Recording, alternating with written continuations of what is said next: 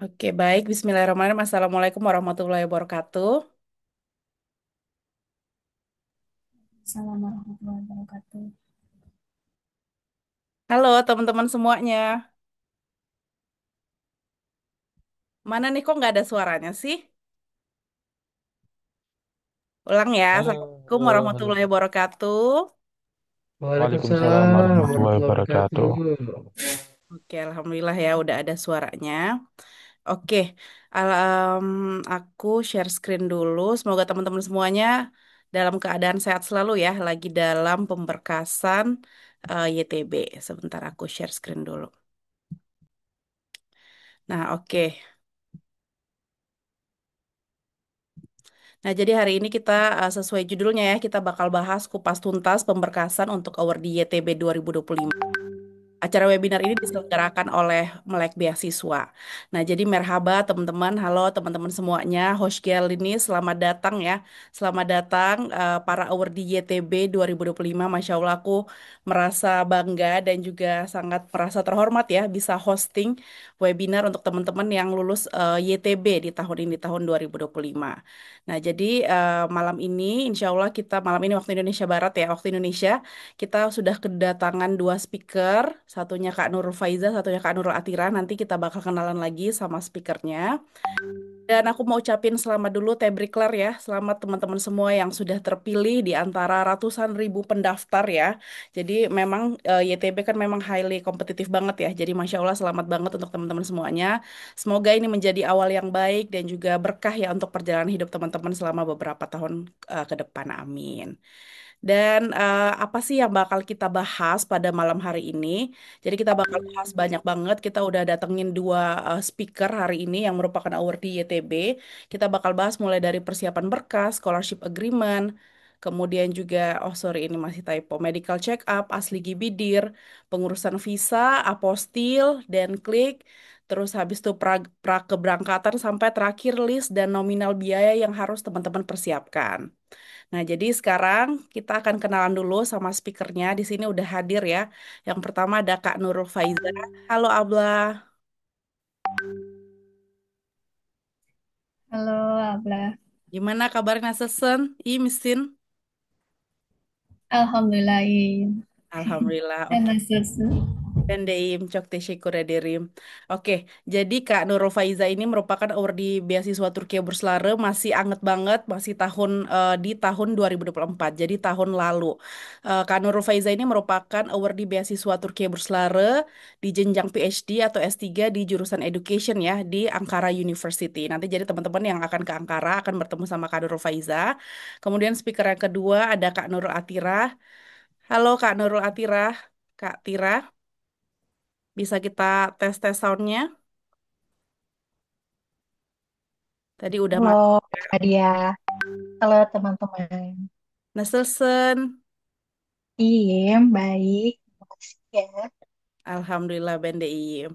Nah, jadi Kak Nurul Atira ini sebenarnya bukan awardee beasiswa YTB yang tahun lalu, tapi beliau ini merupakan awardee beasiswa YTB S1, jenjang S1, dan sekarang lagi melanjutkan S2-nya di Turki dengan jurusan International Relations di Sakarya University di Turki.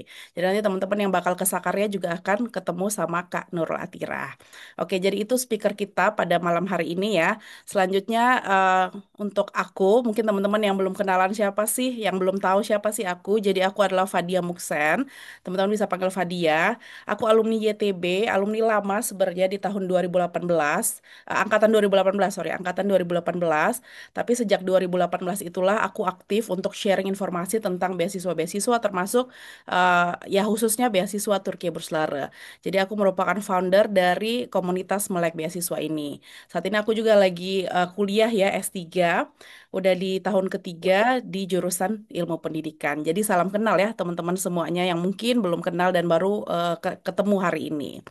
Nah, jadi selanjutnya pertama ini prosedurnya kita akan kasih ke, jadi pemateri pertama kita ada Kak Nurul Faiza yang bakal sharing tentang prosedur dan step by step visa sampai keberangkatan. Nanti selanjutnya akan disampaikan, dilanjutkan oleh Kak Atira. Oke, kalau gitu ya silahkan aja Kak Nurul Faiza mau share screen sendiri.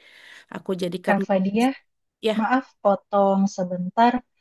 Mau tahu juga dong Kak dari teman-teman semua yang di sini mungkin boleh tulis di kolom chat kali ya Kak. Mereka keterima jurusan apa, jenjang apa, dan di universitas mana. Oke, boleh. Silahkan ya teman-teman ya. Minta tolong bantu list. Oke, Kak Nurul Faizah. Kak Faizah aku udah ini ya, udah jadikan co-host, bisa share screen. Oke, siap, Kak.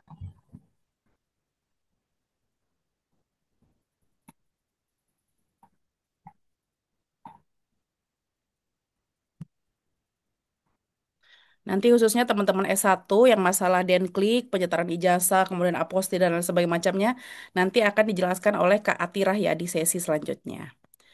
Oke, masih loading. Oke, udah kelihatan ya. Udah. Silah, ya, Oke. silakan Kak Faizah. Baik, teman-teman, semua yang dari sini. Assalamualaikum warahmatullahi wabarakatuh. Waalaikumsalam warahmatullahi wabarakatuh. Saya ucapkan selamat atas keberhasilan kalian semua karena untuk beasiswa ini itu kebetulan memang dari tahun ke tahun itu pendaftarannya semakin banyak ya teman-teman. Jadi alhamdulillahnya kalau teman-teman lolos, insya Allah nanti akan membawa kebaikan juga bagi teman-teman semua. Nah, tapi sebelum itu ada beberapa hal nih yang harus teman-teman perhatikan, terutama masalah pemberkasan. Karena terkait pemberkasan sendiri itu tiap tahun itu kadang ada beberapa yang sama, ada juga yang mengalami perubahan seperti itu. Oke, tadi sudah dikenalkan ya.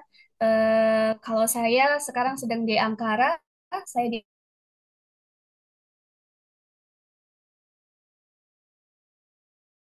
kalau misalkan ada yang keterima di Ankara, nanti bisa ketemu di kampus saya begitu. Oke, selanjutnya. Nah,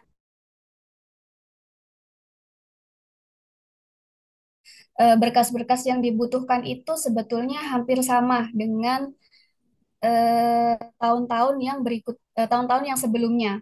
Seperti paspor, kemudian kabul Mektubu, itu yang bisa kalian unduh di akun email kalian. Sedangkan kalau scholarship agreement itu biasanya setelah kalian menerima tawaran atau scholarship offer ini di akun TBBS kalian nanti akan muncul sendiri dan bisa langsung diunduh untuk scholarship agreement-nya atau biasa disingkat dengan SA ya teman-teman.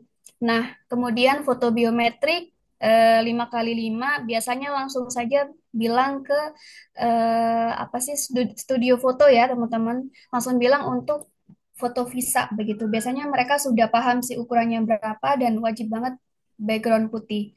Nah, untuk teman-teman yang berhijab, biasanya kalau foto biometrik usahakan jangan pakai warna jilbab putih ataupun jilbab yang hitam. Jadi biar warnanya tuh kontras ya, karena backgroundnya berwarna putih begitu. Kemudian fotokopi paspor, KTP, KK. Kalau KK sebetulnya opsional sih, tapi untuk berjaga-jaga siapa tahu dibutuhkan ketika di sini begitu. Kemudian fotokopi ijazah asli, kemudian yang belum ada ijazah bisa menggunakan SKL begitu.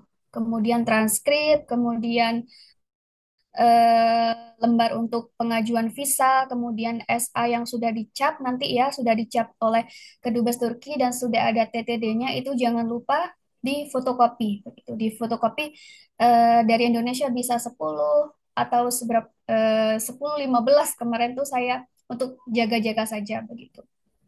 Kemudian untuk MCU, nah MCU yang di sini itu agak berbeda dengan tahun-tahun yang sebelumnya. Jadi pas angkatan saya tuh tahun 2024, itu MCU itu baru ada formatnya ketika kami semua itu ada yang sudah selesai mengurus visa ya, ada yang sudah selesai mengurus asli Gibidir dan juga SA-nya. Itu baru muncul aturan baru begitu karena perlu diketahui teman-teman sebelumnya itu ada kenapa sekarang ada aturan seperti itu dan mewajibkan untuk ini ya ELISA tes begitu. Jadi tidak hanya sekedar surat dari puskesmas atau rumah sakit begitu karena sebelumnya pernah ada kejadian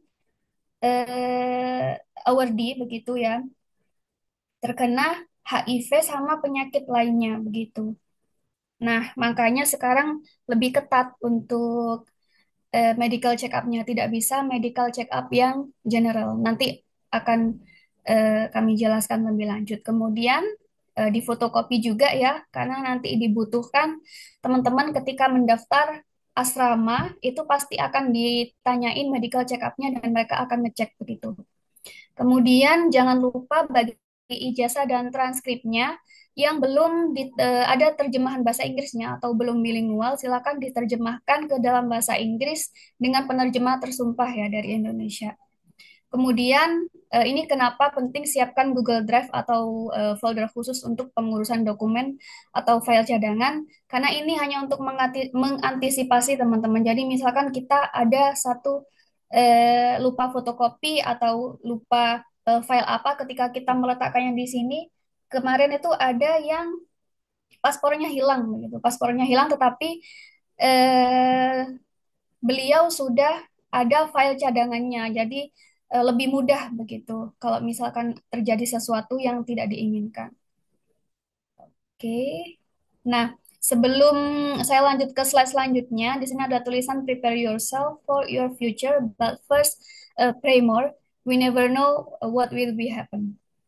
Kenapa? Karena pas waktu ngurus ke Kedubes ya, terutama ini berdasarkan pengalaman saya sendiri dan juga teman-teman.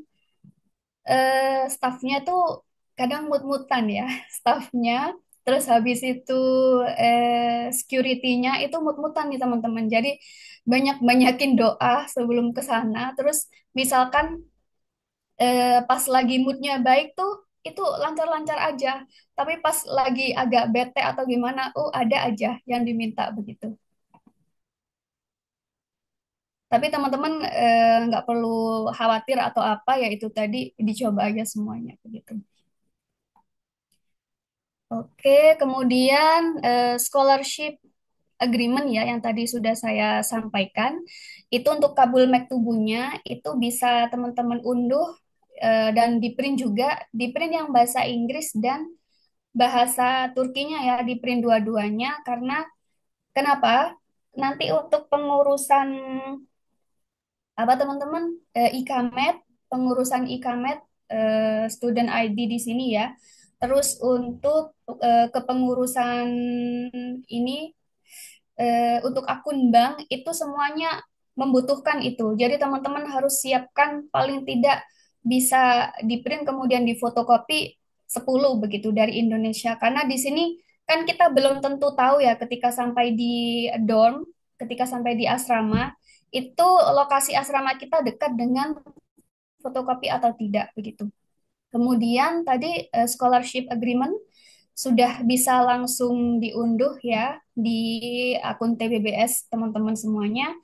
Dan ini mungkin yang berbeda dengan beasiswa lainnya. Untuk beasiswa YTB itu Kabul Mektubu atau scholarship offer-nya itu hanya di satu file itu aja ya teman-teman. Jadi udah langsung sekaligus dapat LOA beasiswa dan LOA dari universitasnya begitu. Kemudian ini, nah ini ya tampilannya yang dulu sempat saya screenshot. Nah, sebelumnya kan saya menyampaikan belum ada template MCU. Nah, ini waktu itu belum ada template MCU, tetapi pas waktu saya sudah selesai untuk persiapan ke Jakarta waktu itu, nah ternyata tiba-tiba di bawahnya sini, bawahnya scholarship agreement, tiba-tiba ada template nih, ada template MCU, makanya agak berbeda dengan angkatan 2023 dan teman-teman yang sekarang juga pasti sama ya.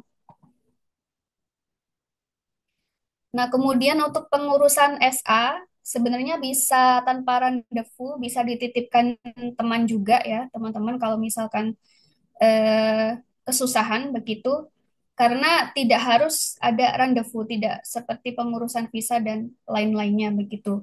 Karena kenapa biasanya menunggu 2 sampai 3 hari dan nanti dikasih kertas seperti nota begitu, nanti ditulis namanya siapa, terus bisa diambilnya itu kapan dan kertas itu jangan sampai hilang intinya. Kalau misalkan titip teman begitu ya. Terus setelah diambil semuanya jangan lupa dicek teman-teman, soalnya ada yang pernah terjadi itu sudah ditanda tangan tapi belum dicap. Nah, itu harus dicek ulang sebelum teman-teman keluar.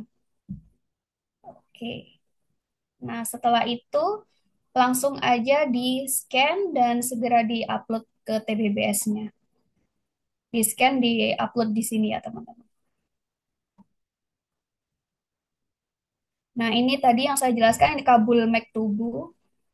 Kemudian ini scholarship agreement-nya. Ini bisa langsung nama lengkap ya, nama lengkap sesuai dengan yang teman-teman, nama yang teman-teman daftarin, kemudian tanda tangan teman-teman, tanggal teman-teman nulisnya, sama alamat rumah teman-teman.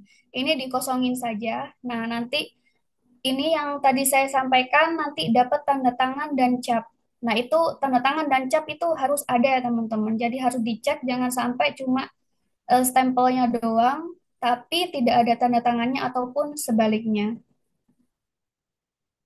Oke. Nah, ini untuk medical check ya teman-teman. Bisa langsung diunduh ke akun teman-teman sendiri begitu. Kemudian tadi sudah saya sampaikan bahwa ini baru ya, baru di tahun 2024. Di tahun saya ada seperti ini. Jadi lebih ketat daripada sebelumnya begitu.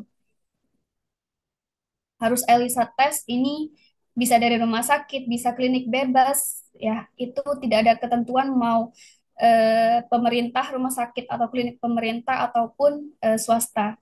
Dan kalau bisa nih teman-teman harus satu ini ya, maksudnya misalkan mau tes HIV, HIV-nya di rumah sakit ini, yang tes lainnya di rumah sakit lainnya. Nah, itu nggak bisa ya. Kalau bisa langsung di satu rumah sakit itu. Karena kenapa? Harus ada tanda tangan dokternya yang mengecek hasilnya tadi, begitu.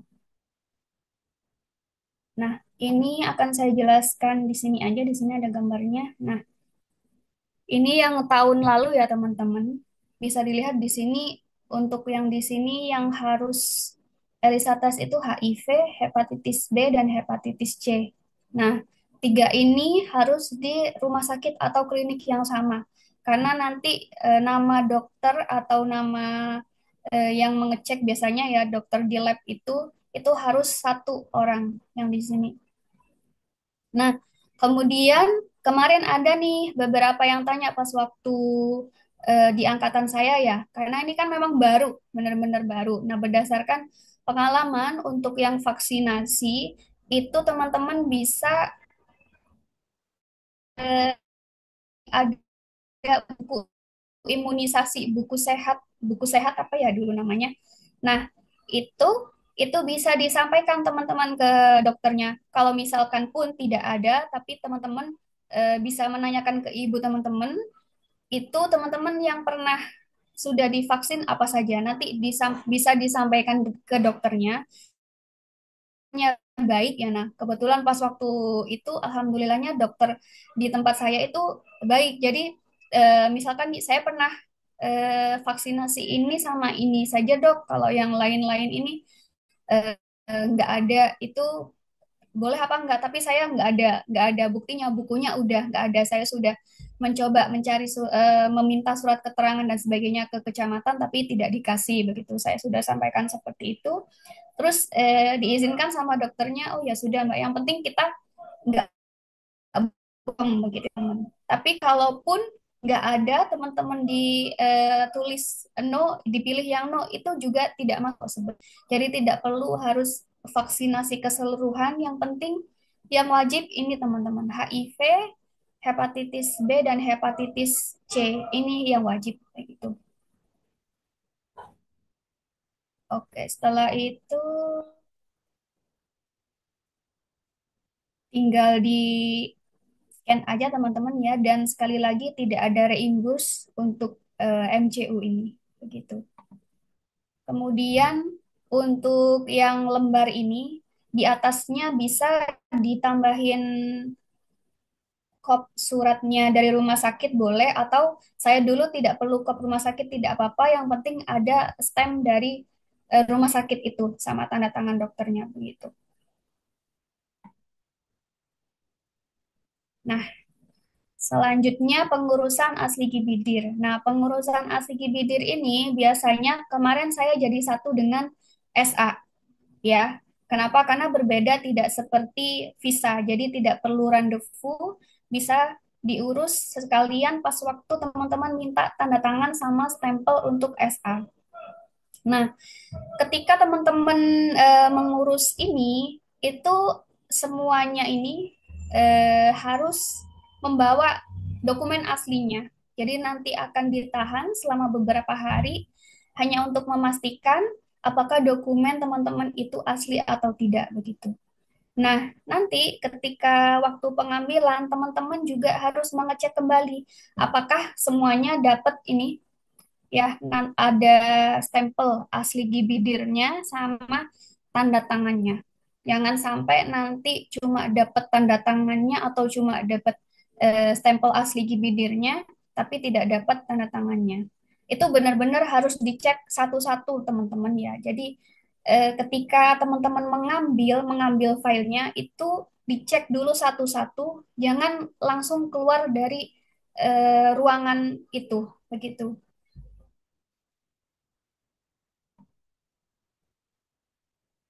Nah, ini yang krusial ya teman-teman, pengurusan berkas visa setelah tadi asli gibidir dan SA. Nah, pengalaman saya sebelumnya ketika waktu pengambilan asli gibidir dan SA, itu saya waktu itu pengurusan visa seharusnya rendezvous-nya besok-besoknya gitu ya.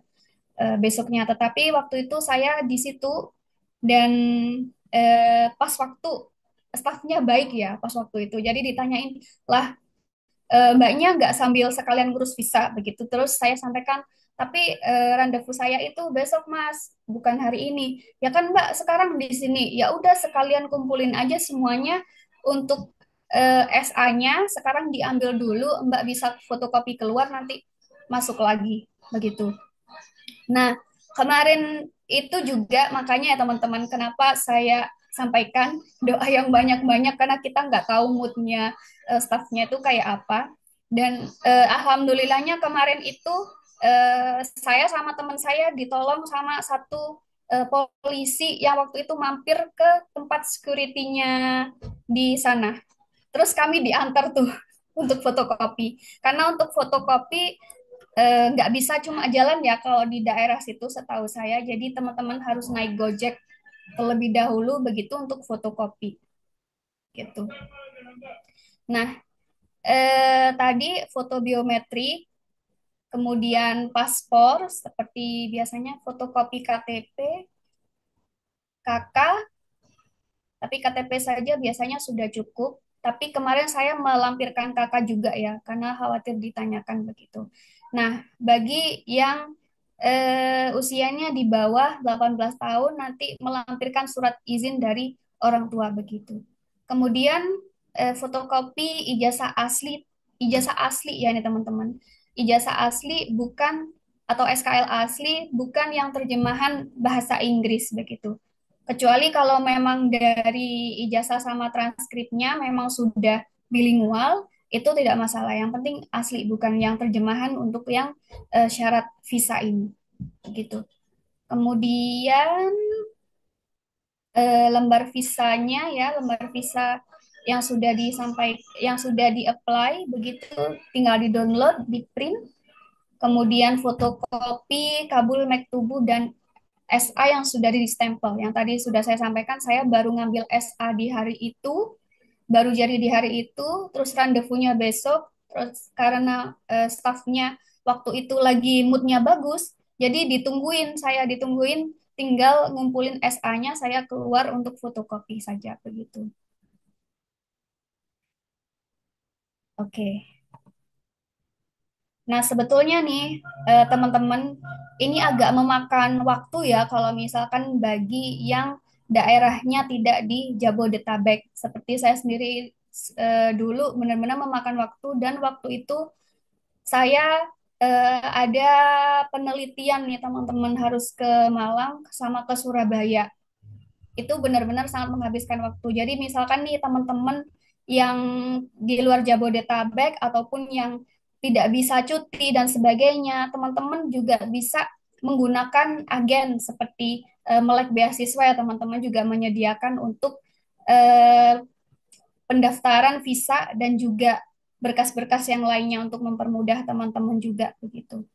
Jadi teman-teman bisa menghabiskan waktu bersama keluarga karena lumayan cepat teman-teman untuk persiapannya. Nah, ini beberapa step saja saya sampaikan ya untuk visa pre-application-nya. Jadi buka saja webnya, kemudian dipilih bahasa Inggris teman-teman, karena kita masih belum bisa bahasa Turki ya sebelum ke Turki. Kemudian tinggal dipilih di sini Indonesia dan juga memilih Jakarta, cuma ada satu di Jakarta Selatan begitu. Dia dipilih visa pre-application for foreigners. Nah, diisi semuanya dan visa ini hanya maksimal berlakunya untuk 90 hari ya teman-teman. Jadi tidak dihitung berdasarkan masa studi kita karena nanti setelah kita sampai di Turki kita akan mengurus yang namanya ikamet seperti surat izin begitu ya. Mirip KTP tapi khusus untuk kalau kita student begitu. Nah, ini dipilih ordinary passport, kemudian tujuannya, visanya untuk visa student, kemudian tujuannya untuk education purpose, kemudian single entry, dan sebagainya. Begitu, tinggal dilengkapi saja. Dan disiapkan juga filenya ya, foto, file ijazah, transkrip, SA. Kemudian kabul tubuh ini biasanya akan di-upload juga karena kan kita scholarship ya nanti bukti penerimaannya itu apa pakai kabul tubuh itu tadi. Kemudian untuk asuransi kita selama tinggal di Turki, asuransi kesehatan juga yang di-upload itu kabul tubuh karena di situ kan sudah ada semua ya dapat apa aja kita di beasiswanya seperti itu. Kemudian lengkapi data penerbangan. Nah, di sini kita belum karena belum tahu ya kapan tanggal penerbangan kita itu nggak apa-apa teman-teman. Jadi kira-kira aja. Jadi tidak tidak harus teman-teman tahu kapan tanggal penerbangannya karena nanti pun kita nggak tahu visa kita dapatnya tanggal berapa seperti itu. Kemudian ditulis juga kira-kira tanggal mulai dan selesai studinya. Nah, di sini teman-teman coba dicek kembali ya. Kalau misalkan saya karena PhD itu ada masa studi ditambah 1 tahun kelas bahasa, jadi dihitung 5 tahun. Jadi ngitungnya seperti itu. Tidak karena saya PhD biasanya kan 4 tahun, nah tidak seperti itu. Karena kita ada 1 tahun kelas bahasa Turki, jadi ditambahin 1 tahun begitu. Oke, nah nanti juga biasanya ada halaman ditanyakan seperti penjamin ya atau pemberi beasiswanya itu siapa, itu sebenarnya ini sudah ada di websitenya YTB begitu teman-teman. Terus tinggal pilih aja tanggal appointmentnya, kemudian diunduh. Nah, ini sekali lagi kalau misalkan sudah siap ke sana, itu datangnya harus yang pagi banget teman-teman, karena pasti antri yang ke sana tuh gak cuma yang dapat beasiswa, tetapi juga yang sekolah mereka ke sini secara mandiri begitu teman-teman. Dan kenapa harus datangnya pagi-pagi? Karena setelah duhur itu biasanya mereka tidak mau menerima layanan ini, hanya untuk menerima biasanya orang yang mixed marriage, orang Turki sama orang Indo gitu aja, atau orang orang Turki yang tinggal di Indonesia begitu kalau setelah duhur.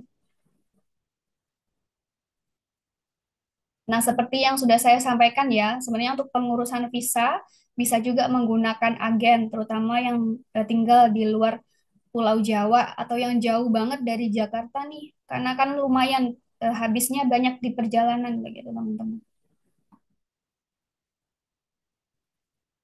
Nah, kemudian dokumen pra keberangkatan. Nah, sebelum itu teman-teman nih, ketika teman-teman mau mengurus berkas apapun, ini saya sarankan ya teman-teman harus selalu membawa seluruh dokumen wawancara itu. Karena kenapa? Kadang kan kita tidak tahu ya, tidak tahu dibutuhkannya apa begitu. Jadi saya dari dulu itu selalu membawa yang hasil dari wawancara itu saya bawa sampai ke pengurusan segala macam itu saya bawa. Jadi saya tidak bolak-balik begitu. Karena rumah saya jauh, tidak di daerah Jabodetabek. Oke, kemudian dokumen prakeberangkatan ini ada dokumen wawancara ya. Harus di bawah semua sih menurut saya teman-teman karena kita tidak tahu nanti di sini ditanyakan apa saja begitu. Kemudian dokumen terjemahan dan apostil. Nanti untuk bagian apostil dan khusus S1 Dengklik ya pengurusan Dengklik akan dijelaskan oleh pemateri selanjutnya begitu. Kemudian fotokopi beberapa kali untuk berjaga-jaga. Benar ya teman-teman. Jadi dari dokumen ijazah, paspor, kemudian transkrip, eh, selain transkrip itu SA Kabul Mektubu, dan semuanya itu kalau bisa itu 10-15. Saya dulu sekitar 15 itu, saya fotokopi 15 kali. Karena nanti ada aja, intinya kayak mengurus apapun pasti kita butuh itu, begitu. Kemudian untuk foto biometrik juga teman-teman bisa melebihkan. Jadi jangan foto biometrik mencetaknya sesuai kebutuhan untuk pengurusan visa saja. Jadi harus dilebihkan karena nanti juga akan berfungsi di sini teman-teman. Karena nanti ada pengurusan ikamet, pengurusan asrama, pembukaan yang lain-lainnya begitu.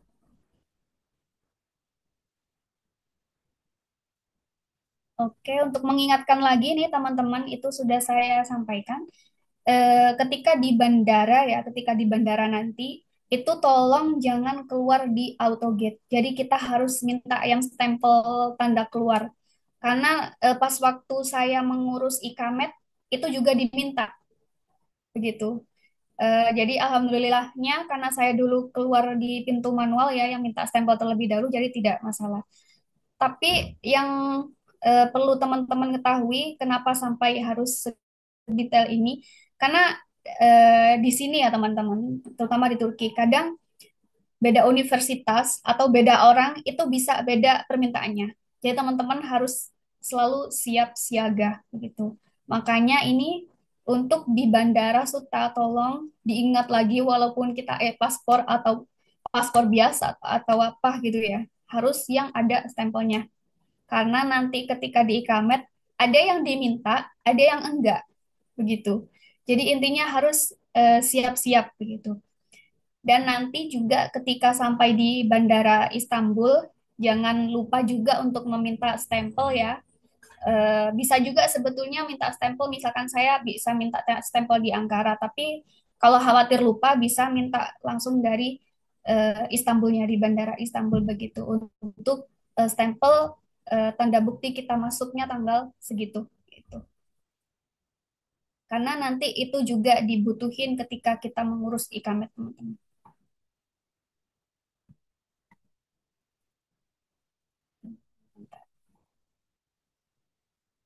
Nah, persiapan untuk pra keberangkatan teman-teman. Jadi ini sebagai gambaran, ini berdasarkan pengalaman saya dan beberapa teman-teman yang ada di Turki ya. Sebetulnya untuk persiapan uang ini tergantung dari kota masing-masing. Jadi teman-teman harus mencari dan nanya awardee sebelumnya yang ada di kota teman-teman. Nah, kemudian jangan lupa siapkan ATM yang Visa atau Mastercard begitu. Kalau saya dulu bawanya uang cash itu berapa ya? Kayaknya dua tiga jutaan begitu karena saya masih belum tahu nanti menariknya itu di ATM mana yang paling baik begitu. Tetapi setelah saya cek ya di beberapa ATM, jadi teman-teman sekarang bisa jangan terlalu bawa banyak uang cash ya, karena apa sih uang tukarnya itu mereka kan ngambil untungnya banyak begitu. Jadi teman-teman akan rugi rugi banyak begitu. Nah pas saya coba tuh nanti teman-teman bisa menarik ATM ya, pakai Mastercard-nya teman-teman atau Visa, itu di Ziraat Bankase atau Halkbank ATM. ATM. Bisa di bandara atau di lokasi lainnya yang teman-teman ketahui. Karena cuma sekali penarikan itu cuma 25.000 untuk adminnya. Jadi misalkan nih teman-teman mau ngambil 3.000 lira, itu cuma adminnya 25.000 begitu. Jadi lebih murah. Kalau teman-teman menukarkan uang dari Indonesia, itu teman-teman akan lebih banyak ruginya karena mereka kan, mohon maaf ya teman-teman, di sini itu karena musim panas itu tiap hari ada yang nyemprot, itu nyemprot untuk pestisida. Oke, saya ulang lagi. Eh, jadi hanya di ATM ini ya teman-teman. Kemudian, nah untuk bulan pertama karena teman-teman belum punya akun bank yang ada di sini, itu teman-teman harus menyiapkan uang terlebih dahulu untuk hidup di sini ya. Sebenarnya teman-teman dapat makan kok, nanti makan, minum, terus di asrama udah tinggal tidur aja sih sebetulnya begitu. Tapi kalau teman-teman kan misalkan pengen jajan atau pengen beli apa begitu, itu harus teman-teman siapkan terlebih dahulu dari rumah begitu, dari Indonesia.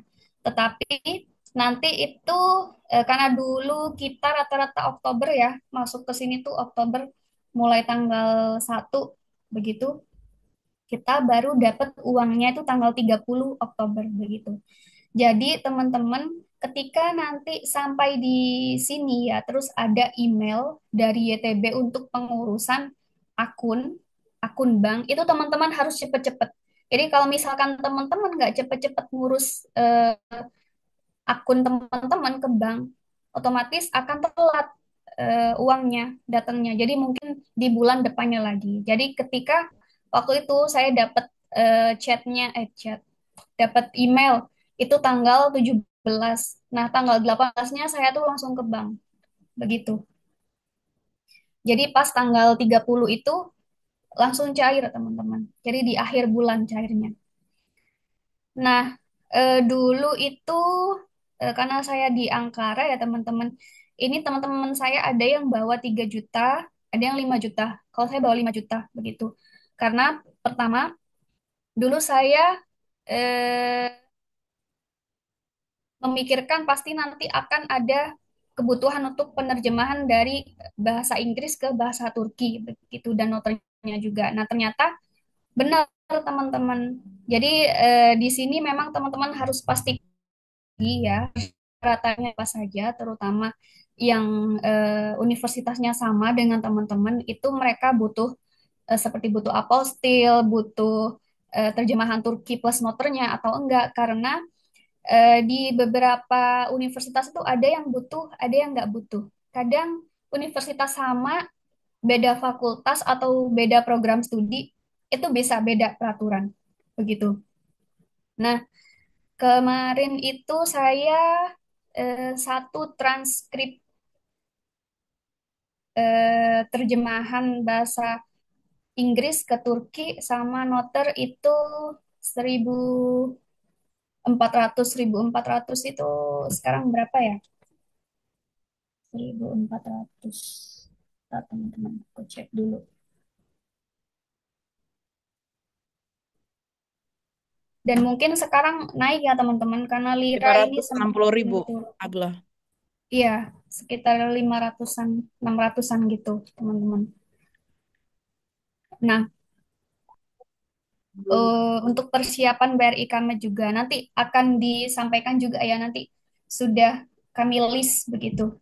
Ini hanya sebagai pengantarnya terlebih dulu. Nah, sebetulnya di mana-mana itu di sini ada WiFi ya teman-teman. Teman-teman bisa pakai begitu. Tapi untuk di awal kedatangan, kalau dulu saya memang sudah beli data roaming begitu untuk 1 bulan, karena saya memikirkannya itu dulu belum tahu apakah di awal saya langsung bisa beli SIM card di sini atau enggak begitu. Jadi disiapkan terlebih dahulu untuk menghubungi keluarga ya, terutama ketika sampai di Turki begitu. Nah, saya sarankan kalau misalkan teman-teman punya HP yang dua SIM card ini lebih bagus karena kenapa? Misalkan satu slot SIM card itu aktifnya itu 120 hari ya. Terus yang satunya 120 hari. Nah, itu masih lumayan panjang ya teman-teman waktunya. Kalau misalkan cuma satu, itu nanti setelah 120 hari, kalau misalkan yang beruntung nggak diblokir, tapi kalau yang beruntung itu beneran diblokir. Nah, kemarin yang satu SIM card saya, slot SIM card saya, karena emailnya email Indonesia ya, jadi langsung diblokir begitu. Jadi sudah tidak aktif yang itu. Kemudian eh, ini harga pas waktu saya dulu ya SIM card dengan beli SIM card dengan paspor itu harganya itu 1.700 lira teman-teman. Itu hampir hampir sejuta ya kayaknya. Hampir 1 juta. Tapi kemarin itu saya ngecek ya harga terbaru 2.000 lira begitu. Nah, kalau sudah ada e-kamet nih teman-teman itu lebih murah, bisa 1.000 lira atau di atasnya tergantung paket internetnya sih biasanya begitu. Nah, saya sampaikan lagi dulu itu kami dibantu sama staf-staf yang kerja di asrama ini. Jadi mereka meminjamkan ID card mereka untuk membeli SIM card itu karena untuk pendaftaran e-kamet harus ada nomor SIM ya teman-teman. Jadi itu kemarin kita semua rata-rata dibantu sama staf-staf yang bekerja di sini begitu. Atau tidak, teman-teman bisa meminta bantuan dari teman-teman yang sudah tinggal di sini kan sudah ada e-kamet begitu. Jadi bisa beli SIM card pakai e-kamet mereka begitu. Kemudian jangan lupa untuk beli bus card. Bus card di sini itu nanti bisa teman-teman gunakan ketika di awal-awal ya teman-teman masih belum dapat bus card yang untuk Orange ya. Kalau misalkan teman-teman bus card nggak beli bus card atau cuma bisa pakai Visa Mastercard tapi jatuhnya lebih mahal banget teman-teman. Jadi misalkan eh, berapa ya sekarang itu di Ankara 30 30 berarti sekitar 15.000 satu kali jalan naik bus gitu. Kalau misalkan pakai Baskat ini itu bisa langsung dengan paspor aja. Nanti harganya satu kosongan belum ada isinya itu beli kartnya aja 60 lira itu setara 28-an atau 30.000 begitu. Abla, Terus maaf. nanti kalau sudah hmm? Nurul Abla, mohon maaf aku potong 5 menit lagi ya waktunya untuk penyampaian materi. Oke, oke, siap, siap, siap. Kemudian untuk yang lainnya, persiapan baju dan perlengkapan lainnya itu sebetulnya opsional ya teman-teman. Tapi yang paling penting di sini adalah obat-obatan pribadi menurut saya. Dan kalau jaket ini secukupnya. Eh, Kalau misalkan jaket di sini itu ada ya, ada banyak gitu caranya. Ada yang beli baru, ada juga yang beli second hand begitu. Kemudian bagasinya 40 kilo, kabin 8 kilo. Oke.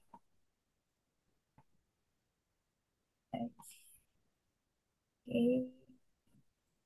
Ini ya, belajar juga beberapa bahasa ya. Dan kemudian ini saya sampaikan nanti bagi yang sudah menikah, ini sangat tidak disarankan teman-teman di awal itu membawa keluarga. Karena harus ada visa keluarga dan pengurusan visa keluarga itu berbeda dengan visa student. Dan wajib tinggal di asrama teman-teman kalau di tahun pertama itu. Terus kalau misalkan mencari apartemen itu tidak semua apartemen di sini menerima orang asing dan juga itu pengurusan apartemennya lebih susah daripada di Indonesia. Dan lagi ketika kita belum bisa bahasa Turki, orang sini pasti agak sinis begitu. Karena benar-benar orang sini tuh yang bahkan bahasa Inggris dasar itu belum tentu mereka tahu. Begitu, teman-teman. Oke, dan akhir dari semuanya, jangan lupa senantiasa berdoa sebelum, selama, setelah menyelesaikan semua, dan jangan berhenti berdoa. Karena terkadang ketidakmampuan yang dibangun pikiran manusia dapat dipatahkan dengan keajaiban doa. Dan ini pengalaman saya sendiri ya teman-teman, ketika mengurus visa, itu tiba-tiba ditolong polisi, nah kayak gitu-gitu. Terus moodnya, staffnya baik. Intinya memang kita sebagai manusia berusaha, tapi tetap teman-teman ya harus disertai dengan doa. Gitu. Oke, itu yang bisa saya sampaikan. Kak Fadia, terima kasih Oke. atas waktunya. Oke, terima kasih banget. Terima kasih banyak ya, Faiza Ablak. Aku mau ngomongnya Nurul Abla terus. Soalnya namanya sama-sama Nurul nih. Sama, Takutnya ntar hari ini sama. bingung Nurul yang mana nih. Oke, jadi yang satu Kak Faiza, satunya Kak Atirah ya. Makasih banyak ya Kak Faiza udah sharing tadi pengalamannya terkait pembuatan visa, prosedur, dan lain sebagainya macamnya. Sebelum kita lanjut ke pemateri kedua, aku izin untuk rangkum aja ya tadi yang sudah disampaikan oleh Kak Faizah ya untuk ringkasnya seperti itu. Jadi mungkin teman-teman yang mungkin ada yang baru masuk juga join Zoom-nya ya.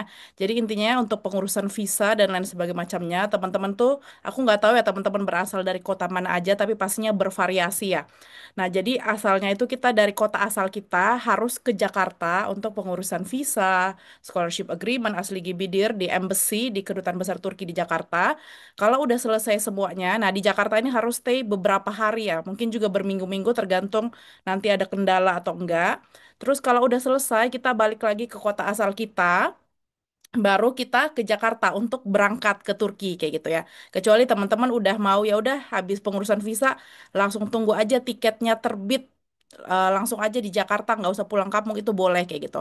Tapi biasanya orang-orang pulang dulu ke kota asalnya karena mau farewell dulu ya, mau berpisah dulu sama teman, keluarga dan lain sebagainya macamnya. Jadi ini intinya tahun ini pengumumannya agak telat ya dibanding tahun lalu, tapi intinya teman-teman nanti kalau misalkan mau ngurus visa sendiri teman-teman harus ke Jakarta 2 kali minimal kayak gitu ya. Dan yang pertama ini harus stay beberapa hari atau mungkin beberapa minggu tergantung ada kendala atau tidak seperti itu.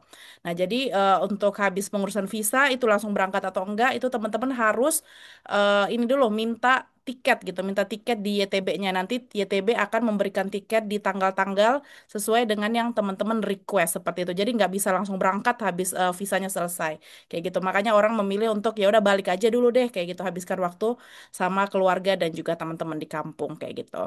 Nah, jadi itu terus habis itu tadi kurang lebih tadi yang Kak Faiza sampaikan, intinya kalau sudah keterima jangan lupa ACC offering dari YTB ya pasti udah pada ACC ya di akun TBBS. Ini contoh scholarship agreement-nya ya. Scholarship agreement itu SA ada dua ya bahasa Inggris sama bahasa Turki. Kalau teman-teman kelihatan ini harus diisi dengan tulisan tangan ya dari data, nama, tanda tangan, tanggal dan lain sebagainya macamnya dengan tulisan tangan teman-teman sendiri. Kemudian nanti akan distempel, ditandatanganin oleh pihak embassy. Jadi yang pertama-tama sebelum bikin visa kita ngurusin scholarship agreement dulu di kedubes langsung seperti itu. Harus yang English dan juga Turkish kayak gitu.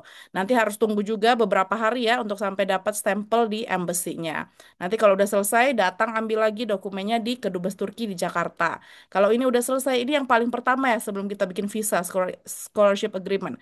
Kalau udah selesai, nanti kita wajib lagi upload di sistem TBBS, dan tahun ini kalau nggak salah, deadline-nya tanggal 19 ya, tanggal 19 September. Correct me if I'm wrong, seperti itu. Kalau sudah selesai, scholarship agreement-nya baru lanjut lagi ke terjemah dokumen, apostil, apa namanya tadi, medical check up, dan lain sebagainya macamnya yang sudah disampaikan oleh Kak Nur Faiza tadi. Nah, kemudian kalau udah selesai, udah ready semua dokumennya, teman-teman sambil menunggu ready dokumennya, sudah bisa ambil appointment seperti yang tadi Kak Faiza sudah sampaikan ya, janji gitu ya online, appointmentnya online di websitenya Kedubes.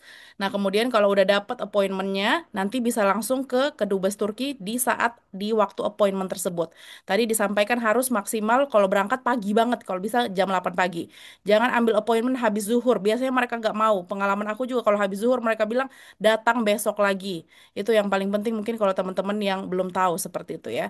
Jadi datang lagi dan for your information, untuk jadwal appointmentnya udah penuh sampai kurang lebih 2 minggu ke depan ya. Kurang lebih 2 minggu ke depan.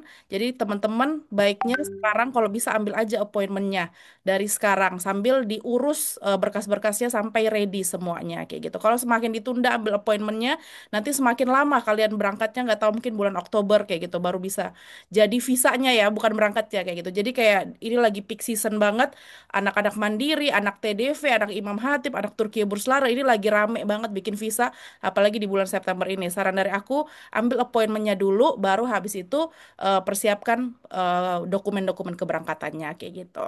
Nah, terus ini tadi udah disinggung juga pas foto, terus habis itu nanti appointment visa sekaligus asli Gibidir ya. Jadi asli Gibidir itu sekaligus sama visanya. Tadi mungkin Kak Faiza ada beberapa pengalaman yang berbeda karena memang tergantung mood dari petugasnya gitu. Kita nggak pernah tahu mood petugasnya itu lagi baik atau enggak. Cuman biasanya kadang agak-agak suka merepotkan kayak gitu. Nanti teman-teman kalau pergi ke kedubes sendiri akan tahu lah kayak gimana experience sendiri. Nah, intinya nanti kalau sudah masukkan berkas semua yang original, nanti tunggu dulu sampai beberapa hari sampai dokumennya selesai baru visa teman-teman keluar. Kalau visanya udah keluar silahkan datang ke kedubes Turki lagi di Jakarta. Setelah dapat visanya, baru kita request jadwal keberangkatan dan tiket pesawat ke YTB. Nah, tahun lalu itu aku kan ngurusin juga ya beberapa anak. Tahun lalu itu ada yang udah request tiket pesawat sebelum visanya terbit. Jadi dia buru-buru banget, bingung banget, hampir aja apa namanya tiketnya hangus sehari aja selangnya kayak gitu. Jadi ini pelajaran penting banget. Jadi aku yang ngurusin juga pontang-panting bolak-balik karena kan kita nggak bisa cepet-cepetin gitu ya untuk pengurusan visa dan lain sebagainya macamnya. Jadi intinya teman-teman request tiket pesawatnya hanya kalau sudah visa di tangan seperti itu ya. Nah, juga ini tadi tambahan sedikit dari Kak Faizah ya. Tadi ada beberapa perubahan. Jadi intinya medical check up itu yang seperti teman-teman sekarang dengan format sekarang itu baru ada di tahun kalian aja. Di tahun Kak Nurul tahun lalu ya. Itu pun adanya mendadak, mendadak banget kayak gitu. Sebelumnya itu nggak ada kayak gitu. Pas zaman-zaman aku nggak ada. Nah, jadi si apa namanya si medical check up itu pun baru diwajibin ELISA tesnya ketika beberapa hari berangkat ke Turki dari pengalaman Kak Faizah kayak gitu. Nah, jadi mungkin ini sebagai pelajaran, intinya si ELISA tes tadi sebenarnya bukan wajib untuk persyaratan visa, enggak. Kalau visa teman-teman tidak pakai ELISA juga oke-oke aja akan diterima. Nah, tapi itu ketika kita upload kembali berkas-berkasnya ke TBBS, itu award di tahun lalu banyak yang ditolak karena tidak ada ELISA tes. Jadi maksudnya seperti itu. Jadi kalau sekarang teman-teman udah lagi ngurusin visa, tapi waduh belum ELISA tes nih, itu nggak apa-apa. Visanya insya Allah aman. Yang tidak aman adalah ketika kita sudah upload kembali ke TBBS seperti itu berkas-berkasnya. Jadi mungkin nanti bisa disusulkan aja silahkan teman-teman kalau mau cari rumah sakit atau laboratorium terdekat untuk cek ELISA tes seperti itu. Vaksin juga nggak wajib semuanya tadi udah disampaikan ya. Sama medical check up wajib ada tanda tangan dokter dan juga stempel dari rumah sakit. Sama terakhir tadi yang Kak Faiza sampaikan yang menurut aku ini sangat penting banget. Jadi nanti beberapa bulan di Turki itu kalau teman-teman mau beli kartu SIM itu nanti akan mahal banget. Nanti aku bakal share di akhir ya setelah sesi ke Atira list apa aja yang harus dibeli dan berapa duit yang harus dikeluarkan. Tadi kita udah diskusi juga aku Kak Tira sama Kak Faiza kita udah list-list berapa apa namanya berapa price list dan harga-harganya nanti di sesi terakhir. Tapi intinya kalau bisa beli eSIM ya. Electronic SIM yang bisa data roaming di Shopee itu akan lebih murah dan hemat banget dibanding kalau kalian langsung beli nanti di sana nanti akan ratusan ribu harganya seperti itu. Mungkin itu ya tadi kesimpulan dan juga ringkasan ya dari yang Kak Faiza sudah sampaikan. Nah, selanjutnya kita akan ke sesi kedua yaitu sesi untuk penyampaian dokumen-dokumen yang mungkin lebih dibutuhkan oleh teman-teman yang S1. Tapi Kak Atira juga akan sampaikan tentang apostil karena banyak banget yang tanyakan apostil. Apostil itu bisa jadi wajib untuk teman-teman yang S2 sama S3 seperti itu. Jadi silahkan aja Kak Tira, aku sudah jadikan co-host. Silahkan boleh share screen. Nanti sesi tanya jawabnya terakhir ya teman-teman ya. Jadi yang mau tanya nanti silahkan resen aja di sesi setelah Kak Atira seperti itu.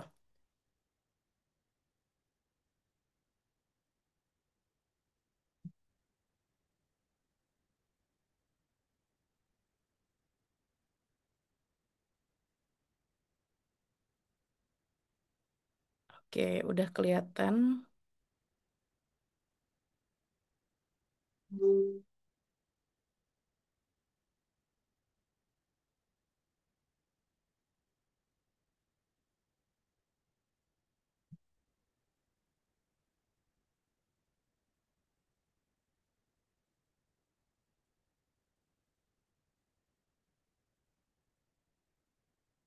Halo Kak Tira, boleh diaktifin mikrofonnya?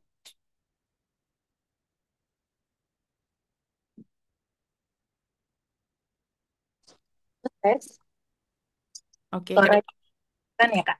Ya, oke. Silahkan Kak Tira. Oke, terima kasih Kak Fadia dan juga Kak Faiza ya udah mengantarkan untuk materi yang berikutnya. Nah, sekarang ini kita akan ngebahas tentang Denklik. Ini nih yang paling penting sebenarnya untuk teman-teman S1. Nah, di sini tadi aku lihat kenapa aku minta tolong tadi sama Kak Fadia ya buat ngelis teman-teman siapa jurusannya apa, jenjang pendidikannya apa buat tahu siapa yang akan butuh Denklik ini. Dan juga nanti aku akan ngebahas tentang apostil. Nah, pertama untuk Denklik itu sendiri atau kalau di Turki itu mereka bilangnya equivalence. Jadi ini tuh sistem di mana prosedur kesetaraan dilakukan secara elektronik dan juga informasinya itu otomatis disimpan. Kenapa harus ada Denklik atau biasanya bahasa Indonesianya kita bilangnya penyetaraan? Karena sistem pendidikan di Turki dan sistem pendidikan di Indonesia itu berbeda.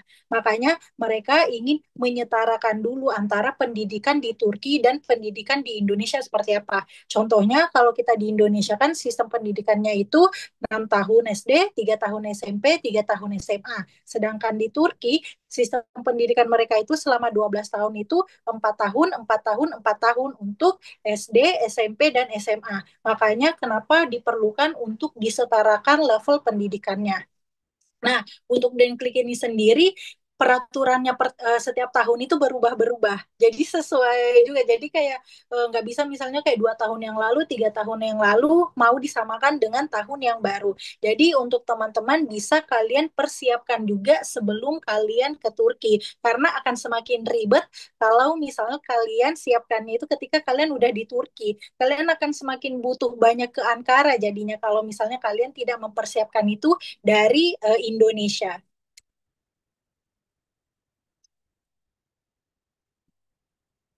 Oke, untuk teman-teman yang S1, apa yang perlu kalian lakukan ketika untuk mengurus persiapan Denklik ini dari Indonesia atau penyetaraan ini dari Indonesia? Sebenarnya di sini ada dua versi, tapi versi pertama aku akan jelasin dulu ke kalian. Yang pertama, untuk ijazah kalian itu ijazah asli. Ijazah asli kalian itu bisa dilegalisir di Kemenkumham dan Kemenlu. Untuk prosesnya aku akan jelasin setelah ini. Jadi ijazah asli kalian yang berbahasa Indonesia ataupun bilingual atau mungkin ada di sini teman-teman dari pesantren atau gontor yang ada bahasa Arabnya, pokoknya ijazah yang asli dikeluarkan dari sekolah kalian itu bahasa Indonesia contohnya harus dilegalisir atau apostil. Jadi apostil ini sebenarnya apa sih? Mungkin ada teman-teman di sini juga yang sebelumnya belum pernah mendengar apostil sebelumnya karena ini sebenarnya apostil itu istilah hukum. Jadi apostil ini gunanya apa? Apostil ini gunanya untuk memvalidasi legalitas dokumen kalian. Kenapa makanya harus dilegalisasi oleh Kemenkumham dan Kementerian Luar Negeri, bahkan nantinya harus dilegalisasi juga sama kedutaan. Makanya nanti di kedutaan Turki ada tulisan asli Gibidir untuk divalidasi lagi dokumen kalian itu sudah asli, legal atau tidak. Jadi untuk apostil ini tadi ada beberapa kakak-kakak juga ya yang aku lihat bertanya apakah untuk S3, S2 kalian tetap juga perlu untuk apostil, untuk S2, S3 kalian tetap perlu apostil. Karena apostil ini untuk memvalidasi legalitas berkas kalian. Jadi misalnya contoh ijazah aslinya, transkrip aslinya itu nanti akan di apostil. Nah, untuk apostil sendiri itu beda di zaman aku dan Kak Fadia dulu dan zaman-zaman yang tahun kemarin. Kalau yang di tahun kemarin itu mereka udah tidak pakai stiker. Kalau zaman kami dulu itu ditempelin stiker di belakang ijazah dan transkripnya. Sedangkan yang sekarang itu ada satu lembar penuh, satu lembar utuh itu mengenai apostilnya. Jadi ada lembaran tambahan. Terus selain itu transkrip asli kalian itu disatuin dulu yang berbahasa Indonesia. Jadi semester 1 sampai 6 ini kalian satuin di satu halaman. Terus nanti kayak ada di kolom-kolomnya misalnya ini semester 1, semester 2 sampai semester 6. Nah, untuk teman-teman yang misalnya apa alternatif untuk teman-teman yang misalnya gimana nih kalau tidak diterima oleh Kemenkumham.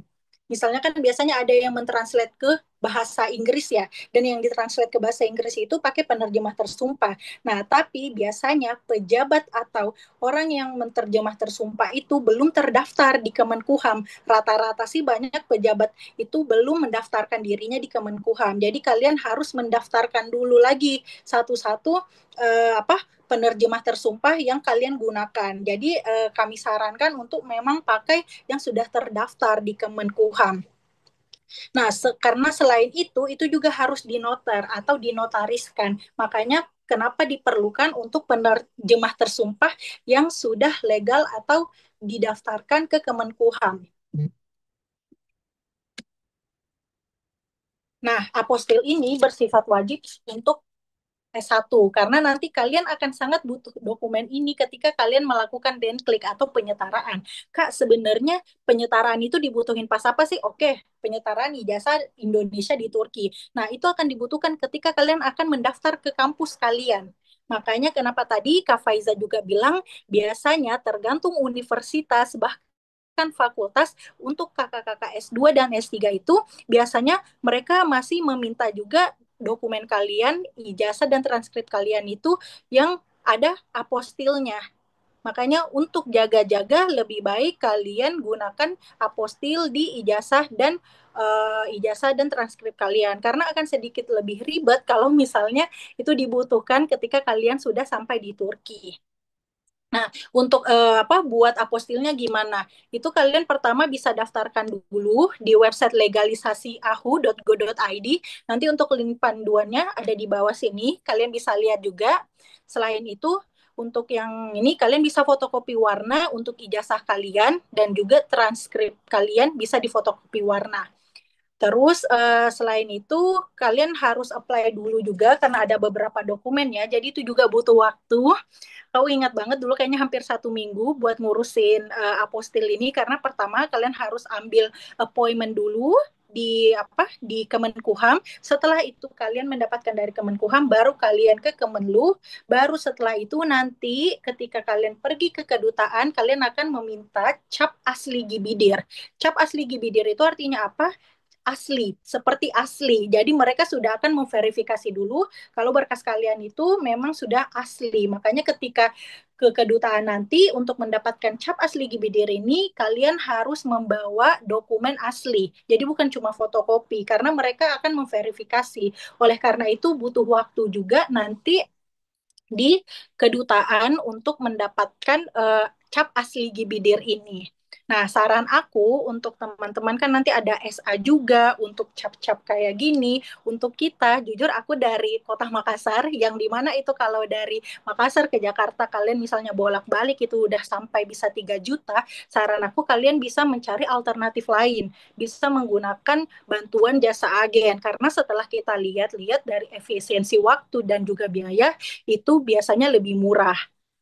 Jadi tergantung nanti kalian biasanya nyamannya, efisiensinya yang lebih baik yang mana. Apalagi untuk teman-teman yang sudah bekerja, yang harus ambil izin karena memang ini sesuai pengalaman kami ini tuh sangat mengambil waktu. Jadi misalnya kayak aku sendiri saat itu untuk untuk Kemenkumham, Kemenlu dan kedutaan itu sendiri itu tuh bisa sampai 2 minggu. Terus kita lanjut setelah itu. Nah, ini untuk teman-teman S1 setelah kalian mendapatkan hasil di Kemam, nanti daftarnya di Denklik atau Harian Pendidikan di kota masing-masing. Nah, nanti ada Bashfuru Formu itu atau ini registration formnya. Dan juga ini nanti biasanya Denklik itu karena berkasnya ribet, itu akan dikasih waktu sampai akhir tahun untuk kalian mengurusnya. Jadi masih bisa setelah itu untuk mengurus ikamet atau surat izin tinggal dulu.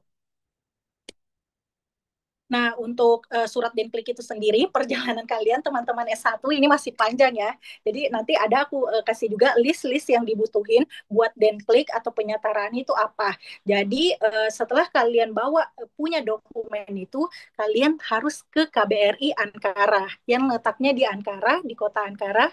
Kalian bawa dokumen-dokumen yang itu untuk mendapatkan cap asli Gibidir lagi dari KBRI.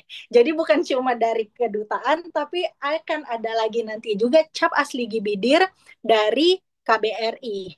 Jadi dari KBRI, selain itu KBRI juga akan mengeluarkan satu surat yang menyatakan khusus ini untuk teman-teman S1. Jadi untuk teman-teman S1, dari Kementerian Pendidikan di Turki mewajibkan kalian untuk memberikan surat keterangan dari sekolah. Nanti aku kasih contohnya juga yang menyatakan kalau kalian telah menyelesaikan pendidikan secara tatap muka.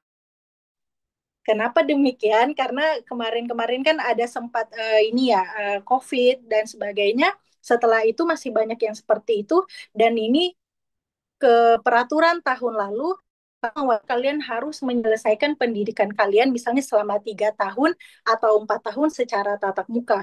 Misal untuk teman-teman mungkin ada yang pernah student exchange selama 1 tahun, itu juga harus dikasih keterangan. Misalnya cutinya 1 tahun untuk apa, lulusnya di tahun berapa. Jadi itu nanti di suratnya harus ada keterangan. Nah surat inilah yang akan menjadi surat pengantar yang kalian bawa ke KBRI untuk KBRI keluarin surat dalam bahasa Turki yang menyatakan kalau kalian menyelesaikan pendidikan kalian secara tatap muka. Karena biasanya kasus-kasus sebelumnya ada beberapa orang yang misalnya SMA-nya beberapa tahun atau ada orang yang SMA-nya nggak selesai.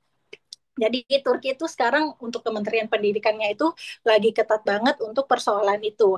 Nah, setelah nanti dokumen kalian sudah selesai, kalian akan daftar lewat website Denklik. Nanti itu idenklik.meb.gov.tr. Kalian upload berkas itu. Setelah itu juga kalian bisa pilih tempat sesuai kota kalian masing-masing. Selanjutnya kalian tunggu hasilnya. Nah, untuk berkas-berkasnya sendiri, ini ada listnya. Kalian bisa lihat pertama untuk Bashwuru formunya, setelah itu yang kedua ikamet dan fotokopi. Nah, makanya di sini kenapa aku bilang tadi kalian gak harus langsung ngurus denklik atau penyetaraan ini ketika kalian sampai Turki.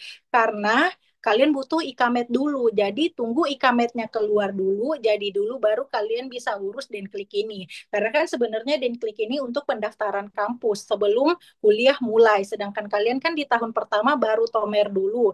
Nah, biasanya Orange Isleri atau kantor kemahasiswaan kampus kalian itu memberikan tenggat waktu. Biasanya sampai akhir tahun atau paling lambat banget itu awal tahun. Terus yang kedua, berkas yang selanjutnya itu paspor dan fotokopinya yang di bagian ID selalu gunakan fotokopi berwarna kalau saran aku. Nah, terus selain itu visa juga fotokopi visa kalian. Selain itu cap masuk Turki. Nah, makanya kenapa tadi Kak Faiza bilang penting untuk kalian diwajibin untuk keluarnya itu jangan lewat autogate yang dimana kalian nge-scan password di situ, tapi kalian lewat yang melalui yang manual atau yang konvensional yang dulu yang lewat jalur petugas. Jadi biar petugas itu memberikan cap keluar dari Indonesia untuk kalian. Nah, soalnya kenapa? Kalau misalnya tidak ada itu nanti akan susah juga buat kalian. Biasanya ada pengurusan beberapa ikamet di sini. Oh iya, ikamet sekarang aku baru ingat untuk ikamet sekarang atau surat izin tinggal di sini kalian membutuhkan cap keluar masuk. Jadi misalnya cap kalian masuk ke Turki dan cap kalian keluar dari negara kalian. Nah, kalau misalnya Kak, gimana aku lupa lagi keluar lewat jalur itu kemarin aku keluar lewat jalur autogate. Sebenarnya ada alternatif lain, tapi kalian harus ke KBRI Ankara untuk minta surat cap keluar masuk itu, autogate itu. Jadi menurut aku akan lebih makan biaya lagi dan lebih ribet lagi. So keep in mind untuk teman-teman nanti keluarnya lewat jalur manual yang dilewati petugas dan mendapatkan cap di paspor kalian. Setelah itu berkas yang berikutnya yang tadi aku bilang itu surat pernyataan dari sekolah kalau kalian menyelesaikan pendidikan kalian secara tatap muka dan berapa tahun, dan selanjutnya surat pernyataan KBRI yang aku bilangin tadi. Surat pernyataan KBRI ini sebenarnya perpanjangan dari surat sekolah yang diberikan sekolah kalian, dan ini sudah bahasa Turki. Nanti aku kasih lihat juga contohnya. Berkas berikutnya itu Orange Belgesi atau surat ini ya surat kemahasiswaan. Jadi misalnya di surat ini menyatakan kalau misalnya kalian atas nama ini, nomor ikamet ini, terus nomor student ini. Jadi itu memberikan surat pernyataan kemahasiswaan kalian. Selain itu, nah di sini kalian juga butuh apostil dan ijazah asli. Di sini apostil dan ijazah asli yang tadi kalian urus di Jakarta. Berkas berikutnya itu apostil dan ijazah asli Gibidir. Ini yang fotokopinya ya teman-teman. Jadi yang asli Gibidir ini kan kalian dapatkan nanti di kedutaan dan juga di KBRI. Selain itu ada transkrip asli, transkrip fotokopi juga, terus terjemahan ijazah. Nah, sebenarnya untuk terjemahan ini sedikit dilema ya teman-teman, karena ada beberapa teman-teman di kota lain yang misalnya mereka translate dulu ke bahasa Inggris, terus baru setelah itu sampai di Turki mereka translate ke bahasa Turki, terus dinoterkan atau dinotariskan. Nah, tapi kasusnya contoh misalnya yang terjadi di Denklik atau Kementerian Pendidikan yang ada di Sakarya, mereka tidak menerima kalau misalnya kalian memberikan apa ijazah atau transkrip itu yang sudah ditranslate ke bahasa Inggris baru ke bahasa Turki. Mereka ingin kalau dokumen itu ditranslate-nya direct langsung dari bahasa kalian ke bahasa Turki. Nah, untuk itu gimana Kak kalau misalnya seperti itu untuk teman-teman yang S1, nanti kita juga mungkin bisa kasih informasinya ya. Kalian bisa translate itu nanti ketika misalnya kalian udah di Turki. Jadi kalian translate itu dari bahasa Indonesia ke bahasa Turki dan itu sudah dinotariskan. Ini untuk teman-teman S1. Karena untuk pengurusan visa itu sendiri itu nggak diperluin. Yang berkas Denklik ini untuk Denklik aja. Sedangkan berkas visa itu yang seperti dijelasin sama Kak Faiza tadi. Oke, ini udah ada sama seperti tadi. Oh iya, untuk teman-teman di sini yang berumur di bawah 18 tahun, jangan lupa kalian juga harus punya surat izin, permission letter dari orang tua kalian. Atau biasanya kita bilang mufakat namanya. Dan ini tuh asli juga ya. Jadi ini tuh dibuat kalau misalnya orang tua kalian itu memberikan kalian izin untuk melanjutkan pendidikan di Turki. Nah, untuk informasi mengenai bukti cap keluar dari negara asli, kalian bisa lihat juga contohnya ada di Instagram KBRI Ankara atau Indonesia in Ankara. Ada di link bawah ini. Mungkin nanti ini juga kalian bisa screenshot atau nanti gimana ya, PPT-nya bisa kita share, kalian bisa lihat. Oke, terus apa lagi ya? Untuk Denklik, apostil, oke. Sejauh ini itu dulu ya teman-teman. Oke. Udah selesai ya Kak Tira ya? Silahkan aku kembali. Oke. Suaraku jelas nggak ya? Atau putus-putus? Jelas kok, Kak. Jelas ya? Oke. Jelas, jelas. Oke, teman-teman. Nah, jadi sudah selesai tadi ya pemaparan materi dari Kak Tira terkait Denklik atau penyetaraan ijazah bagi teman-teman S1. Terus juga tadi ada beberapa informasi lainnya.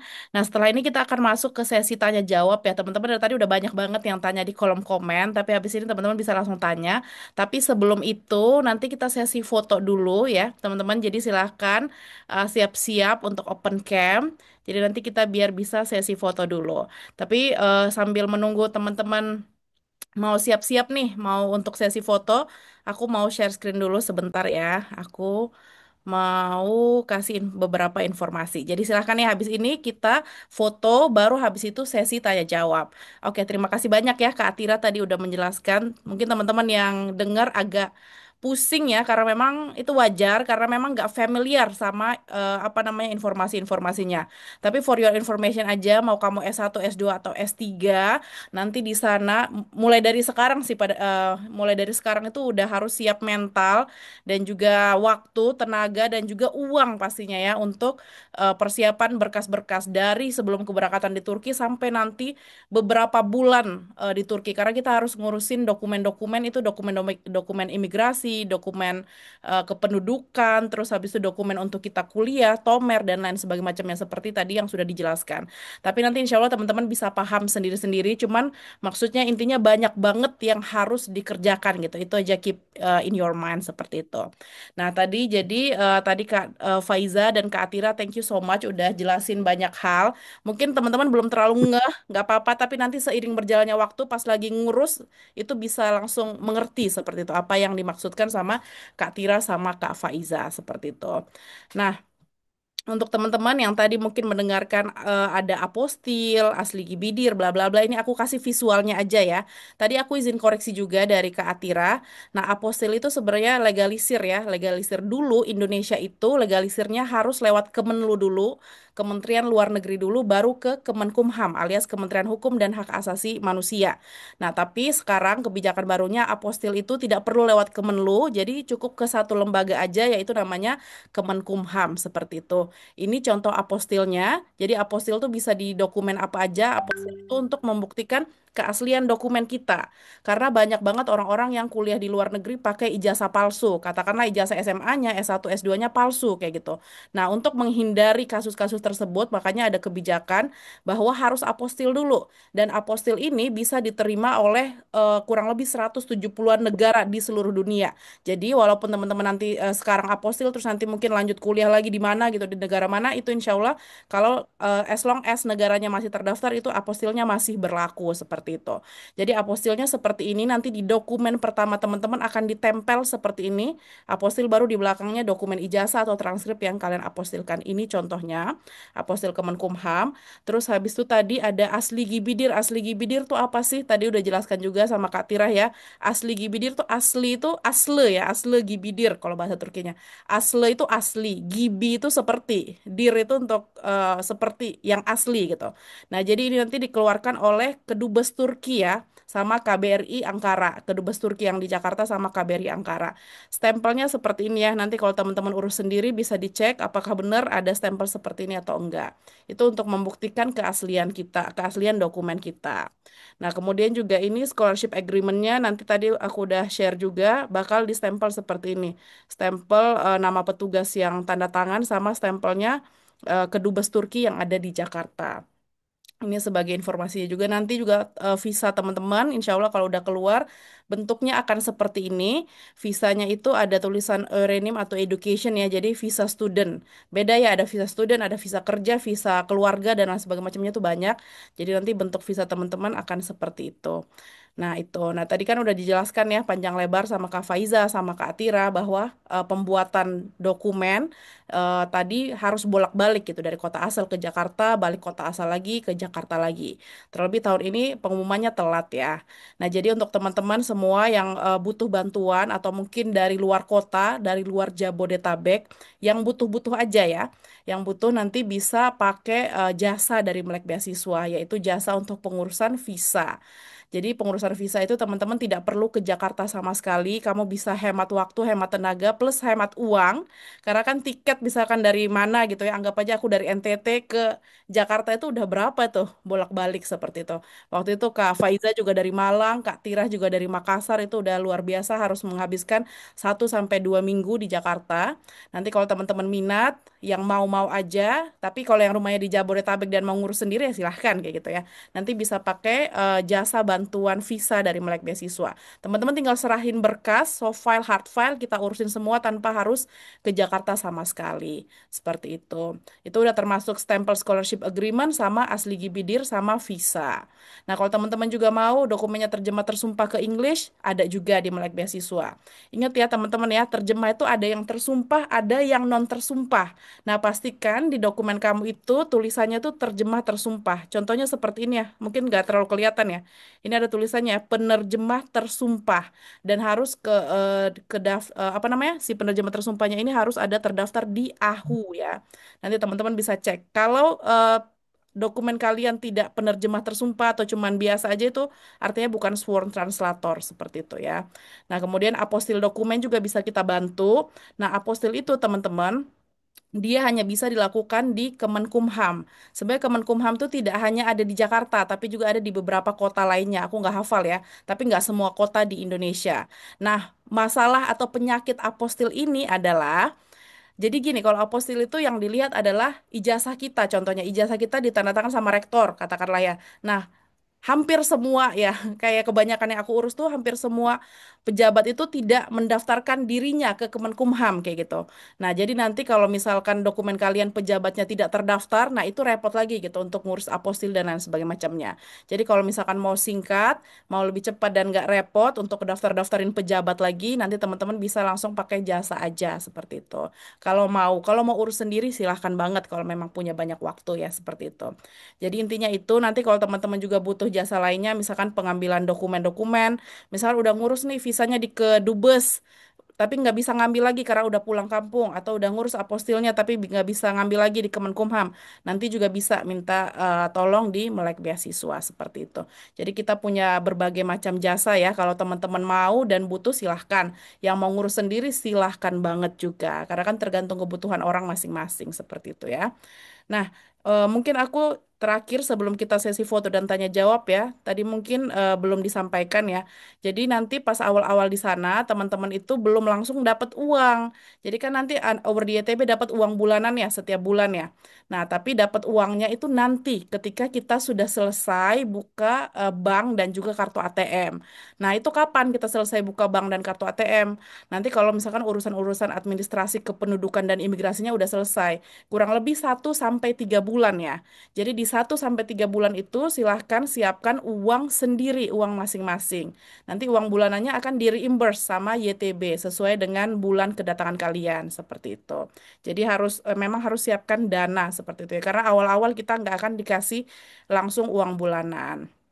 Dan ini mungkin ya terakhir yang mungkin teman-teman dari tadi pengen tahu ya, karena banyak juga yang tanya, Kak saya harus siapin duit berapa sih untuk nanti berangkat ke Turki gitu ya. Karena pas awal-awal kan kita belum dikasih duit gaji ya.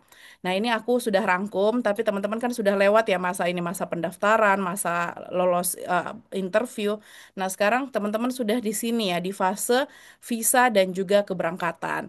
Nah ini aku udah list. Pertama bolak-balik ke Kedubes Turki untuk urus scholarship agreement. Nah, itu biayanya berapa tergantung kalian dari kota mana dulu.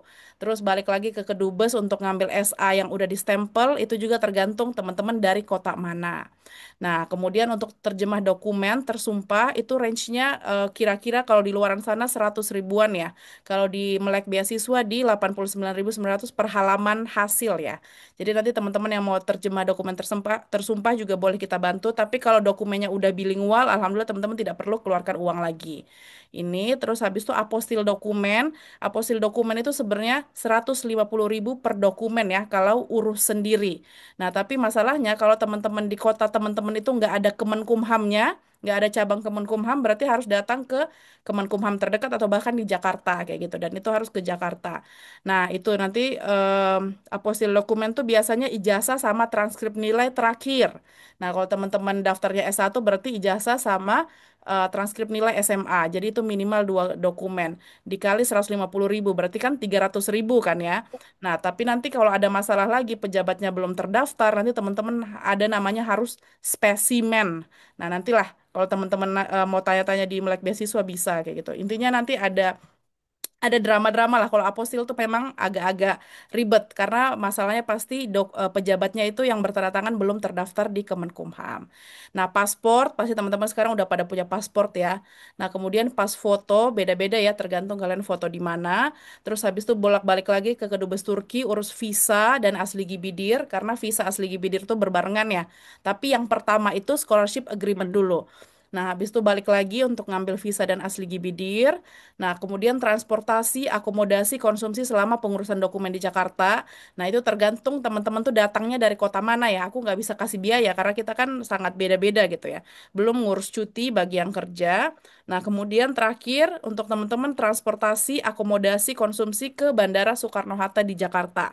Karena berangkatnya ditanggungnya dari Bandara Soekarno-Hatta ya ke Turki. Tapi dari tempat kita masing-masing, katakanlah kita dari Makassar, dari Surabaya, kayak gitu itu tidak ditanggung. Itu apa namanya, transportasi lokal kita bayar sendiri. Nah itu, dan tidak akan di reimburse juga alias dibalikin duitnya seperti itu.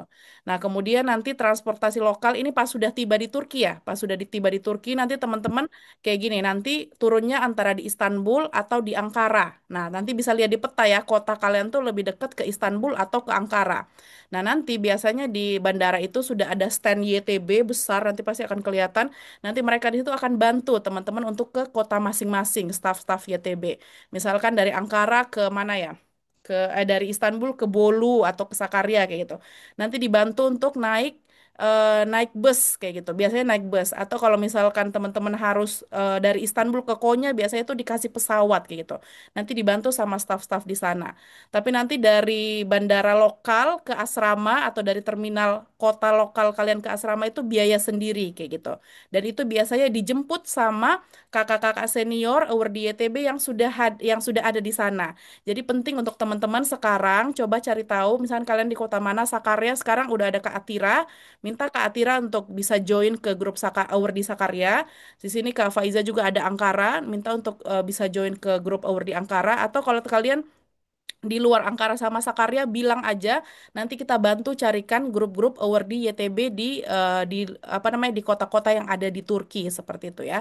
Nanti kita bantu tanyakan ke anak-anak PPI di sana seperti itu. Jadi nanti biar ada yang bisa jemput. Karena nanti dari terminal atau dari bandara kota masing-masing ke asrama itu ada lagi yang harus dilakukan yaitu registrasi asrama, which is sangat butuh kemampuan bahasa Turki dan butuh orang yang bisa nge-guide kamu dalam bahasa Turki karena itu nanti ada registrasi asrama tuh butuh dokumen ini, dokumen itu sebelum kita bisa masuk ke kamar. Padahal kita udah long flight banget, mungkin belasan puluhan jam sampai ke kota masing-masing ya. Jadi nanti butuh banget untuk dijemput sama kakak-kakak YTB atau orang Indonesia lah intinya di sana seperti itu. Nah nanti setelah itu, setelah pengurusan asrama ada SIM card. Nah ini tadi SIM card itu lumayan mahal ya teman-teman di Turki. Jadi SIM card itu, tadi kan ada kita bahas ikamet ya, ikamet itu KTP Turki. KTP Turki itu bisa didapat setelah kita urus, yang itu mungkin 2 bulan, 3 bulan gitu. Karena setelah urus itu masih apa ya, masih tunggu lagi sampai ikametnya datang. Nah, kalau kita beli pakai ikamet lebih murah, kurang lebih 1.700 TL. Kalau kita beli pakai paspor, nah, kalau awal-awal kan kita belum ada paspor, belum ada ikamet ya, pakai paspor itu lebih mahal, sekitar 800.000. Makanya tadi kalau bisa teman-teman beli aja, kata Kak Faiza kan bisa beli data roaming aja dari Indonesia. Itu sangat bisa membantu sih data roaming pakai eSIM atau electronic SIM. Bisa beli di Shopee, itu lebih murah menurut aku. Ini karena ini lumayan ya, hampir 1 juta sendiri hanya untuk SIM card. Nanti belum lagi habis kuotanya harus beli lagi seperti itu.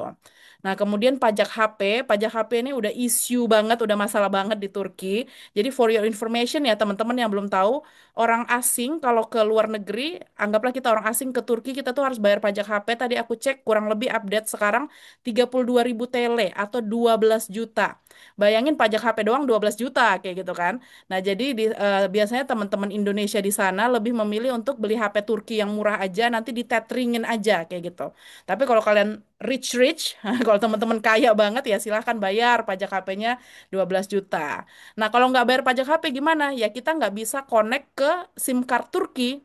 Jadi kita hanya bisa connect ke WiFi doang kayak gitu. Dan itu bahaya banget kalau kita nggak punya nomor lokal Turki kayak gitu ya. Nomor yang bisa dihubungin dalam ini Turki. Karena nanti kan kita bakal diminta nomor HP tuh dalam pengurusan apapun seperti itu. Nomor HP Turki tapi ya bukan nomor WhatsApp Indonesia. Nah itu. Nah kemudian lanjut lagi terjemah Nah, ter ya. ya, iya Kak Tira. Eh, Untuk yang SIM card ini, pajak HP, misal teman-teman nggak mau bayar ya, itu kan ada namanya tadi pembebasan seperti yang Kak Faiza bilang. Jadi misalnya ini tuh maksudnya pajak HP tuh IMEI teman-teman. Sama seperti Ya. kalau kalian bawa HP internasional ke Indonesia harus didaftarin IMEI-nya. Sedangkan di Turki untuk daftar IMEI itu ini yang mahal 12 juta. Nah makanya nanti misalnya kenapa tadi Kak Faiza menyarankan kalian untuk bawa HP yang double SIM card. Jadi misalnya ketika kalian nyampe ke Turki, itu email HP kalian tuh nggak langsung ditutup. Hmm. Jadi kalian dapat 120 hari dulu. Ketika kalian masuk 120 hari itu berarti 4 bulan. Nah, setelah 4 bulan itu habis, misalnya kan ke yang satunya. itu dapat 4 bulan lagi. Nah, kalau misalnya itu udah dua-duanya habis, artinya tertutup. Kalian cuma bisa mengandalkan WiFi. Nah, biasanya setahun bagian ke apa bagian pajak itu mau berbaik hati ya. Jadi biasanya setiap awal tahun itu mereka memberikan jadi kayak ngeriset lagi gitu loh Kak Fadia. Jadi Hmm. kita bisa buka lagi email itu untuk 4 bulan dan itu Oh, ada oke. atau caranya.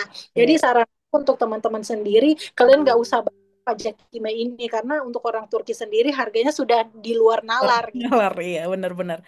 Itu ini ya hacks dan tips dan trik ya. Soalnya aku dulu nggak pakai hacks kayak gitu. Zamanku dulu 500.000 dan aku langsung bayar gitu. Setelah Nah, aku bayar ternyata langsung naik jadi 1 juta gitu. Jadi pajak HP itu selalu naik setiap tahun. Tapi yang harus dipajak cuman HP ya, bukan laptop atau tab kayak itu nggak perlu.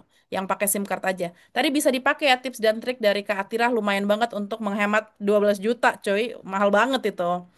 Oke, kita lanjut ya. Nah, kemudian nanti pas teman-teman sampai, tadi kan di Indonesia udah terjemah tersumpah English ya. Nah, tadi udah dijelasin juga sama Kak Tira ada beberapa dilema untuk terjemah tersumpah, tapi kurang lebih nanti teman-teman akan diminta terjemah tersumpah ke Turki juga kayak gitu, ke bahasa Turki. Nanti langsung diterjemah tersumpah di sana. Suara aku masih jelas nggak ya? Sekarang sudah jelas, Kak. Tadi agak putus-putus. Oke, diterjemah tersumpah ya. Oke, jadi nanti terjemah tersumpah Turki langsung di Turki plus noter. Noter tuh notaris di Turki. Nah, tahun lalu Kak Faiza juga diminta ya, Kak Faiza S2 S3 juga diminta dari kampusnya untuk terjemah tersumpah Turki plus noter yang tadi beliau bilang 1.600 TL ya, atau anggap aja sekarang udah naik harganya jadi 2.000 TL. 2.000 TL itu 800.000. Dan itu per halaman ya Kak Faiza ya, bukan per dokumen ya. Per halaman, Kak. Jadi kalau misalkan kayak transkrip itu ada 2 halaman, nah itu Hmm. beda lagi harganya. Nah, itu Kayak menurut begitu. aku yang paling mahal banget sih. Kayak kalau nggak salah zamanku dulu aja 500.000 itu sendiri gitu. Nah, jadi teman-teman harus nyiapin uang dan ini nggak ada alternatifnya. Kalau memang kampusnya minta noter plus terjemah tersumpah Turki itu teman-teman harus sediain uang. Misalkan ini 800.000 dikali dua. Karena biasa, bukan dikali dua ya. Kadang kan ijazah 1 lembar, misalkan transkrip 2 lembar, ya itu dikali 3 gitu. Dan ini sangat mahal dan wajib gitu. Jadi bisa dicek di kampus masing-masing. Tapi biasanya ini minta, pas zaman aku aja minta dulu terjemah tersumpah Turki sama noter. Nah, kalau klik tadi yang sudah dijelaskan sama Kak Atirah panjang lebar ya, penyetaraan ijazahnya anak S1. Dan itu sebenarnya nggak bayar sih, cuman memang prosesnya panjang banget seperti itu. Nah, kemudian kartu transportasi umum ya. Kalau kartu transportasi itu nanti bisa pakai kartu mahasiswa kita, teman-teman.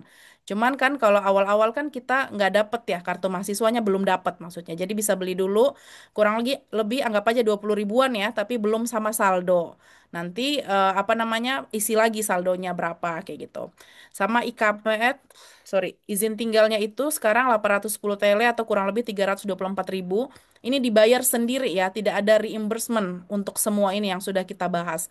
Jadi memang makanya aku bilang dari jauh-jauh hari dana itu duit penting banget gitu. Kalau karena kita tuh pindah ke negara lain, jadi aturan imigrasinya sangat beda untuk mahasiswa atau orang asing istilahnya seperti itu. Nah, terakhir lagi mungkin pembukaan buku bank dan juga ATM. Tadi aku sudah sempat singgung juga nanti pakai wakuf bank ya, bank pemerintah nanti teman-teman pada punya ATM dan bank ini nanti ditransfer setiap bulan otomatis ke rekening kalian. Nah, itu nanti untuk minimal saldonya tergantung bank. Biasa ya kalau kita buka akun bank juga harus ada saldo yang kita masukkan. Sama transportasi dan konsumsi pribadi selama belum apa namanya selama ngurus-ngurus berkas di Turki itu ya dan juga fee pengantar opsional. Kenapa aku bilang kayak gini? Karena nanti biasanya dianterin itu sama anak-anak senior, maksudnya kakak-kakak awardee YTB tuh. Mereka bakal ganti-gantian. Cuman kan nggak enak banget ya, misalkan kita minimal traktir makan kayak gitu. Kalau aku waktu dulu minimal traktir makan, traktir minum, karena mereka itu bukan bantuin sekali dua kali, tapi sampai berbulan-bulan gitu. Jadi kamu akan sangat bergantung pada kakak-kakak kelas di sana. Itu pun kalau mereka berbaik hati ya, mau anterin secara gratis kayak gitu. Karena kan orang semua sibuk juga dan gak semua orang mau ngurusin susah-susahnya dokumen itu kayak gitu. Jadi nanti teman-teman bisa lihat situasi sendiri. Kalau aku waktu itu ya minimal traktir makan atau bayarin busnya kayak gitu. Jadi dia tinggal nganterin aja. Nah, kemudian belanja barang-barang pribadi. Nah, ini tadi mungkin kalau kita masuk ke musim dingin, di Turki kan kebanyakan musim dingin ya. Harus beli jaket, sepatu, daleman baju. terus apa namanya ini shawl, terus sarung tangan, banyak lah. Itu tergantung orangnya ya. Mungkin bisa sekarang Kak tadi aku sudah diskusi sama Kak Faiza sama Kak Tira, sekarang kurang lebih 800.000 satu jaket winter itu, dan kita pasti butuh kalau nggak bisa mati kedinginan kayak gitu kan ya. Nah itu juga ada alternatifnya, mungkin kalau ada anak-anak Indonesia yang pre-love yang jual-jual bekas kayak gitu itu bisa diambil, atau biasanya di kampus-kampus itu ada namanya Dukan Senin kalau di Sakarya Univ ya. Jadi itu untuk menyimpan barang-barang yang udah nggak kepake dan nanti orang-orang tuh bisa ngambil secara gratis. Jadi kayak anggap aja kayak apa ya, kantin kebaikan atau apa, tapi itu gratis kayak gitu. Nanti teman-teman bisa cari itu. Biasa kalau di Asakarya itu pengalaman aku ada di asrama, ada di kampus. Jadi kita selalu rajin gitu hunting-hunting baju, terutama baju musim dingin seperti itu ya, namanya juga mahasiswa. Nanti mungkin teman-teman bisa tanyakan ke seniornya sebelum beli kalau memang budgetnya tidak cukup karena lumayan mahal. Baju musim dingin, sepatu musim dingin itu tuh mahal gitu karena pada tebel-tebel banget. Dan modal selama kurang lebih 1 sampai 3 bulan di awal. Tadi kalau Kak Faiza bilang bawanya sekitar 3 juta, ada yang bawa 5 juta. Kalau menurut aku ya mungkin 5 sampai 10 juta ya, tergantung kita nanti tiba-tiba di sana butuh apa. Karena itu kan nanti pas awal tuh kita cuman dikasih asrama sama makan. Tok, uang bulanan tuh belum. Sedangkan di bulan-bulan awal tuh kita butuh banyak duit untuk berkas kayak gitu, untuk bolak-balik kayak gitu. Terlebih nanti ada yang nganterin kita kan anak-anak kakak-kakak senior YTB. Jadi mungkin kurang lebih bisa dipersiapkan lah uang sekitar segini kayak gitu. Kurang lebih karena orang-orang beda-beda juga seperti itu. Itu ya mungkin dari aku teman-teman. Semoga bermanfaat ya.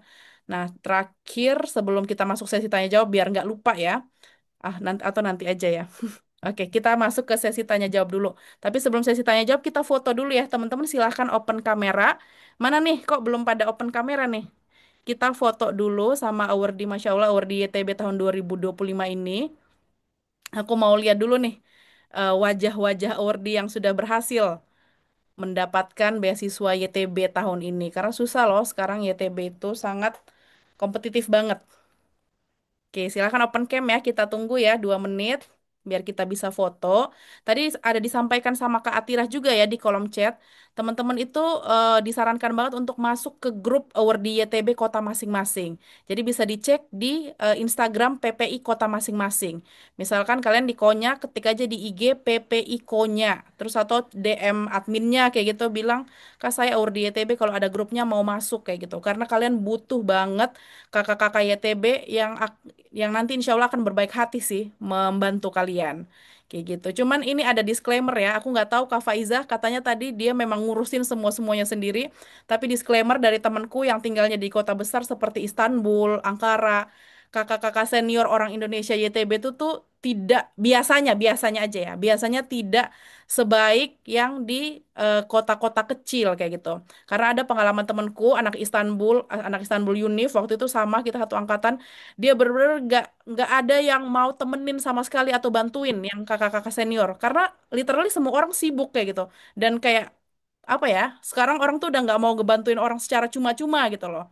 Nah jadi nanti jaga-jaga aja kalau teman-teman tidak dibantuin itu memang harus berjuang sendiri seperti itu ya. Kalau Kak Faiza dibantuin sama kakak-kakak URDITB-nya? Cuma nanya-nanya aja sih Kak, tapi pas waktu itu kayaknya mereka sibuk semua ya. Jadi kalau di tamu aku tuh ada nanti dari volunteering gitu, anak yang itu ditugasin kayak nganterin kita ke fakultas masing-masing begitu. Itu di hari yang nanti dimasukin grup kok. Jadi kita pas Hmm. baru masuk asrama, terus kita dimasukin ke grup itu, kita harus standby ikut di tanggal-tanggal yang mereka tentuin. Oh, Itu oke. bakal mereka bantu. Tapi kalau di luar itu mereka nggak bisa bantu. Jadi kayak misalkan minggu ini ada waktunya hari Selasa sama Jumat. Jadi teman-teman harus pilih salah satu di hari itu, begitu. Hmm. Kalau misalkan di luar hari itu nggak bisa gitu. Dan pengalamanku kemarin kalau yang dianterin sama volunteering dari YTB itu untuk pendaftarannya lebih mudah, Kak. Jadi kayak misalkan harusnya dimintain terjemahan Turki sama noter itu temanku ada yang nggak Hmm. gitu. Nah, pas waktu aku kan yang aku cerita karena aku sendiri doang waktu itu.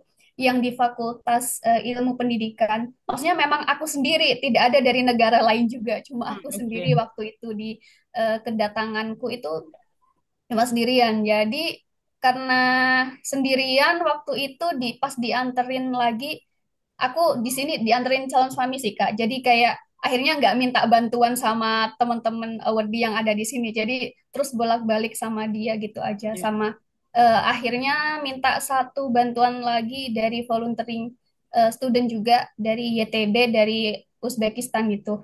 Jadi tidak meminta bantuan sama orang Indonesia sendiri begitu karena memang sibuk-sibuk sih mereka Ya udah, rata-rata. pinter-pinter bergaul aja ya teman-teman ya, biar bisa Iya, dibantu. udah. Karena sulit banget Hmm. awal-awal tuh, kita bener-bener butuh bantuan, nggak bisa sendiri.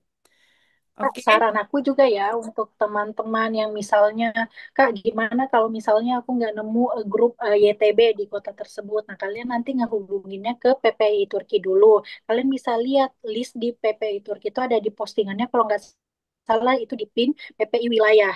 Nah, kalian bisa ngechat PPI wilayah. Misalnya, Kak, ada nggak alumni YTB di kota tersebut? Nah, biasanya kalau ada alumni YTB, kalau anak YTB sendiri sih biasanya kalau di beberapa kota ya, itu biasanya masih mau ngebantuin kalian untuk ngurus-ngurusin. Tapi biasanya juga di dunia yang kapitalisme sekarang ini, itu tuh udah banyak banget yang memang apa-apa itu sekarang butuh dibayar jasanya untuk nemenin-nemenin itu. Nah, kalau misalnya kalian alternatif juga, saran dari aku, misal ketika kalian menghubungi PPI wilayah, nah sekarang setiap PPI wilayah itu punya call center atau bagian advokasi. Nah, biasanya advokasi dan call center itu yang bisa bantuin kalian untuk ngurus-ngurus berkas-berkas. Jadi kalian bisa ngehubungin pihak mereka juga. Kadang sih mereka nggak minta uang ya, tapi seperti saran Kak Fadia tadi, kalau misalnya mereka menemani membantu kalian, misalnya pas jalan kayak gitu, kalian makan bareng aja Ya, gitu. benar. Minimal kasih makan kayak gitu ya. Oke. Oke, teman-teman, ini kok pada nggak open kamera ya, lagi pada nggak available atau gimana? Kita mau foto nih sekarang nih. Yuk, bantu yuk yang cewek. Kok yang cewek malah nggak ada yang open cam sama sekali.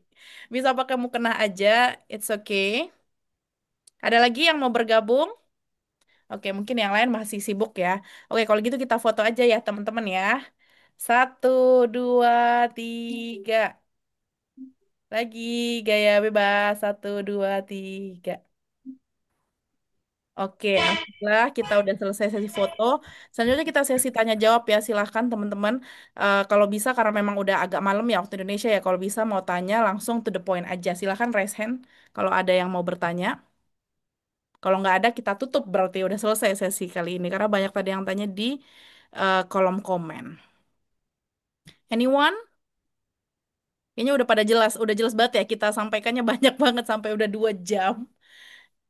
Udah coba aku lihat di kolom komen ya. Oke, untuk kebutuhan Tomer apa aja? Tomer juga daftar ulang ya, nanti ada syarat-syaratnya. Oke, ada Aku yang ada Kak. raise. Silahkan Kak Elshe.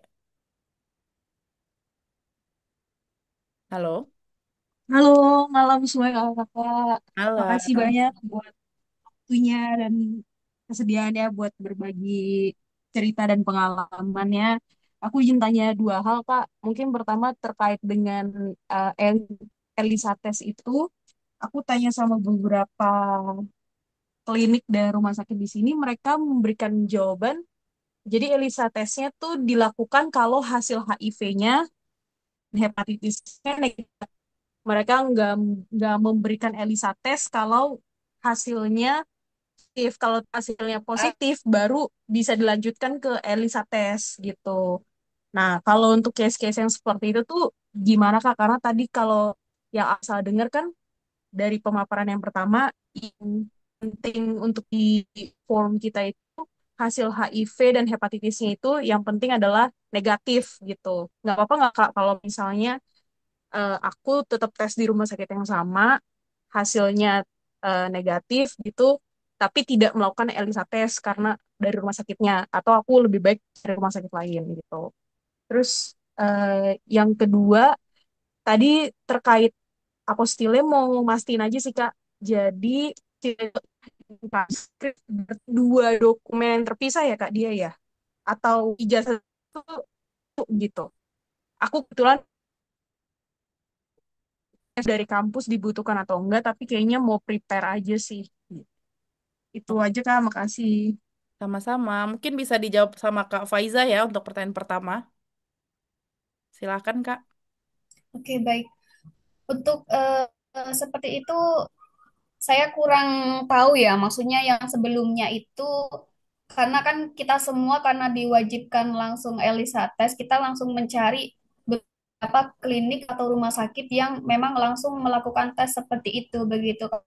Karena akhirnya kan misalkan kita udah tes terus habis itu upload terus habis itu ditolak atau kayak gimana. Nah, itu jadi kerja dua kali begitu. Kalau ya, jadi kami semua karena udah pengalaman ada yang sempat beberapa ditolak, itu kita langsung minta dari klinik atau rumah sakit yang memang menyediakan ELISA tes itu. Seperti itu. Oke. Oke, mungkin beda Makasih banyak Kak beda Hmm, kebijakan. buat sama-sama. Oke. Sama yang kedua tadi apostil berapa dokumen ya? Tadi agak putus.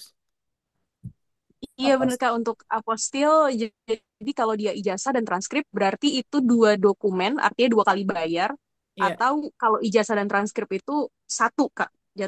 atau seperti Dua apa Kak? kali. Dua kali ya, benar ya, dua kali. Jadi satu dokumen satu kali bayar. Kalau dua dokumen yang berbeda itu dua kali berarti. Oke ya, kita lanjut ke Kak Oke. Ulia. Oke, semoga Masih berjawab ya Kak. Kak Elsye sama-sama. Kak Ulia silahkan.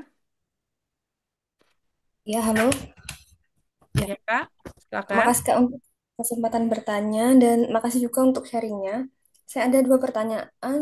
Yang pertama ini tentang tadi kan Kak Fadia bilang untuk penerbangan itu kita sebaiknya tidak memilih dulu sebelum kita pegang visa ya Kak ya.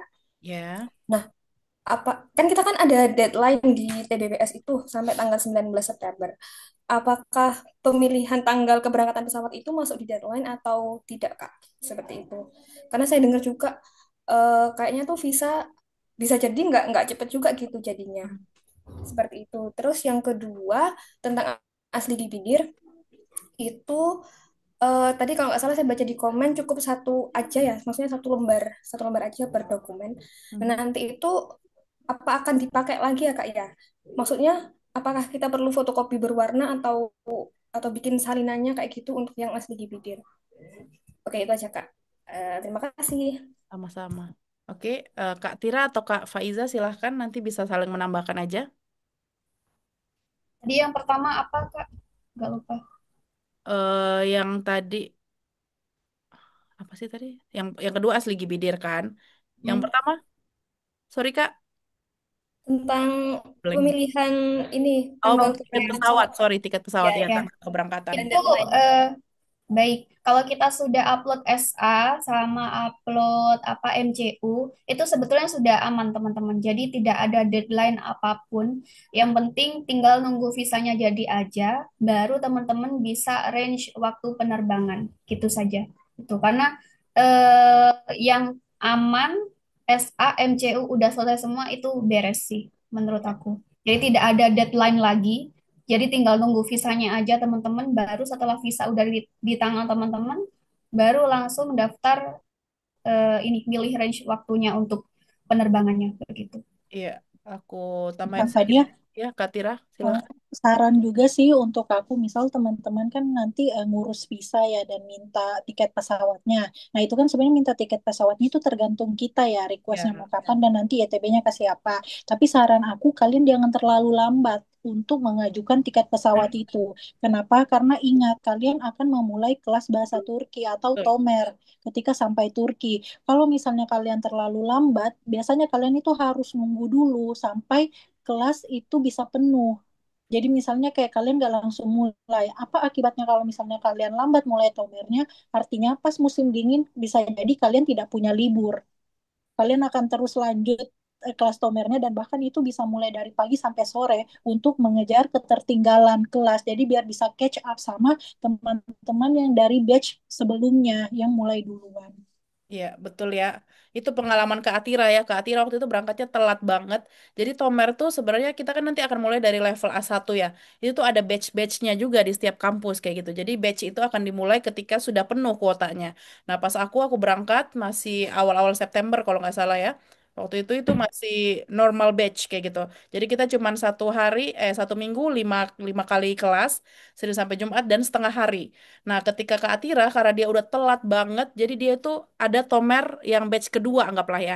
Tapi itu versi percepatan. Jadi orang lain tuh kayak cuma tomer setengah hari, mereka tuh tomer seharian, bayangin.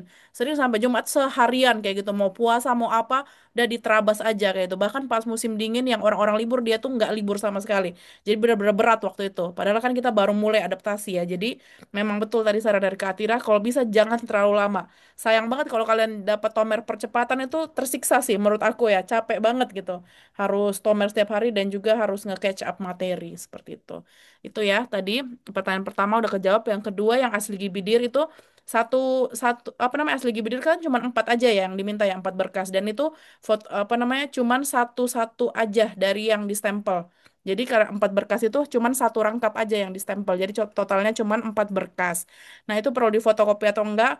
Perlu aja sih kayak gitu fotokopi warna silahkan kayak gitu untuk jaga-jaga aja tapi memang kita cuma bisa minta asli Gibidir itu maksimal 4 dokumen dan masing-masing dokumen tuh cuma satu kali stempel aja nggak bisa kita minta kayak 10 Pak nggak boleh kayak gitu mereka nggak bakal ngasih kayak gitu itu mungkin ya teman-teman ya udah nggak ada lagi yang raise hand ini pada Boleh Kak. nanya-nanya di komen di Boleh kolom nanya lagi komen Kak? iya silahkan siapa itu Masih saya? oh ya Kak Aulia iya silahkan Iya. Yang tomer tadi itu supaya kita nggak ikut percepatan itu maksimal kapan dong Kak berarti? Bulan apa ya gabungnya? Kalau saran aku ya Kak, contoh nih, aku waktu tahun itu aku tuh baru berangkat ke Turki pertengahan Oktober. Yang dimana ketika aku sampai itu belum ada batch tomer yang buka lagi. Jadi aku harus nunggu 2 mingguan. Jadi kayaknya aku mulainya akhir Oktober atau awal November deh. Dan itu udah termasuk terlambat gitu. Karena ingat kalian akan tomer 5 level gitu. Sedangkan 5 level itu takes time juga. Jadi saran aku kalau misalnya memang, tapi ini pengumumannya karena terlambat juga. Kalau misalnya emang nanti September sudah bisa selesai, saran aku kalian udah berangkat di September itu. Baik itu misalnya akhir September masih it's okay. Betul betul. Iya, saran aku juga sih kalau bisa sekarang ngurus semua visa dan lain sebagainya macamnya. Akhir September itu berangkat sih menurut aku ya. Kalau udah kayak Oktober tuh wah bisa jadi dapat tomer percepatan. Karena kan tomer kan bukan di sama anak Indonesia doang ya, sama anak-anak dari negara lain. Jadi bisa jadi penuh kayak gitu. Oke, Ya, teman-teman, makasih Kak. sama-sama. Ada lagi yang ingin bertanya silahkan raise hand aja teman-teman. Kayaknya banyak yang tanya di ini ya. Di eh di kolom chat ya seperti itu ya. Oke, mungkin sambil nunggu yang tanya ini terakhir ya dari aku ya teman-teman ya. Mungkin teman-teman juga bingung kayak kenapa sih aku harus buatin grup beda kayak gitu. Sedangkan udah ada grup-grup lain, mungkin grup awardee banyak banget ya. Aku nggak tahu ada grup dari siapa aja. Mungkin ada yang kalian bikin sendiri, ada yang dari ini, dari itu kayak gitu. Cuman memang aku memang punya apa ya, punya tujuan gitu untuk membuat grup-grup itu. Dan untuk teman-teman mungkin yang hadir sampai sekarang atau nanti mungkin nonton rekamannya. Jadi nanti intinya aku akan ingin memanggil ya teman-teman semuanya yang ingin berkontribusi kembali ya untuk kan kalian kan tulis di LOI research proposal pasti ada apa ya pengen memberikan manfaat kayak gitu ya untuk Indonesia dan juga Turki.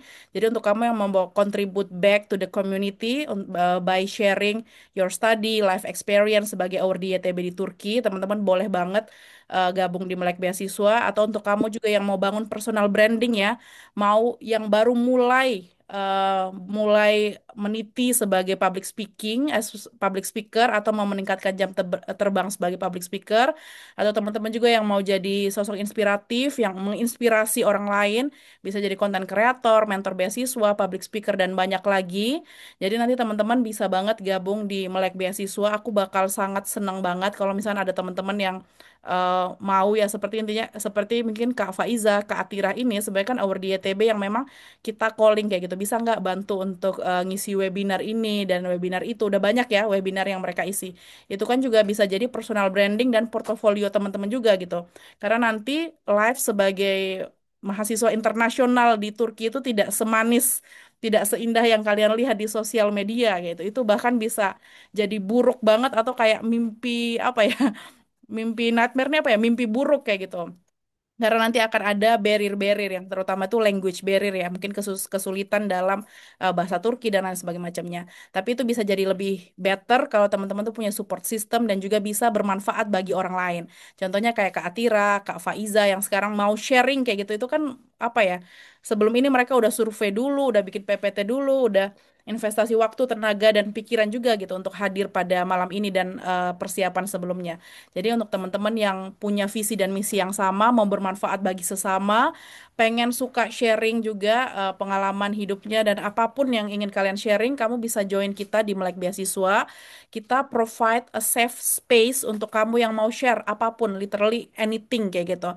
Kita punya itu database sampai ratusan ribu scholarship hunters atau orang-orang yang memang berminat tentang beasiswa di komunitas Melek Beasiswa ini yang mereka itu butuh kamu gitu, butuh sharing-sharing dari kamu yang udah jadi award di YTB. Jadi kalau untuk teman-teman yang punya visi dan misi yang sama kayak aku, udah kayak Melek Beasiswa yang ingin bangun personal branding, ingin apa ya, ingin punya tempat untuk sharing kayak gitu, misalkan nanti mau jadi public speaker ataupun mau jadi pemateri-pemateri seperti ini, karena award di YTB itu banyak banget teman-teman. Dan nggak semua orang tuh punya kesempatan untuk sharing. Karena aku mau bilang aja karena banyak yang tenggelam aja kayak gitu gitu. Ya udah kamu award di YTB habis itu udah tenggelam kayak gitu karena memang mungkin nggak pernah muncul ke permukaan. Dan Melek Beasiswa menyediakan wadahnya ya untuk teman-teman untuk sharing apalagi untuk award di YTB. Jadi teman-teman nanti bisa stay di grup atau keep in touch aja atau bisa informasikan ke admin Melek Beasiswa kalau kamu ganti nomor WhatsApp karena nanti pasti teman-teman kan akan ganti WhatsApp Turki ya atau informasikan aja Instagramnya. Nanti kita akan kontak teman-teman, nanti akan banyak opportunity yang bisa kalian dapat. Mungkin nanti bisa jadi speaker, kalau mau, apa namanya, Kak, saya mau juga jadi content creator, nanti bisa langsung diskusi gitu sama aku, kayak gitu. Mungkin nggak tahu mau mulai dari mana, nanti kita bisa bantu, kayak gitu. Bisa kerja sama aja, seperti itu. Itu ya, nanti untuk teman-teman. Jadi mungkin yang wonder kayak kenapa harus buat-buat grup ini dan lain sebagainya macamnya, karena aku punya visi dan misi untuk orang-orang yang sevisi sama aku, yang suka sharing, yang mau bermanfaat bagi sesamanya, untuk community-nya, untuk apa namanya yang mau giving back, contribute back to the community, kamu bisa join aku di Melek Beasiswa seperti itu. Oke ya. Mungkin ini terakhir dari Kak Dea Suki ya. Silahkan Kak Dea.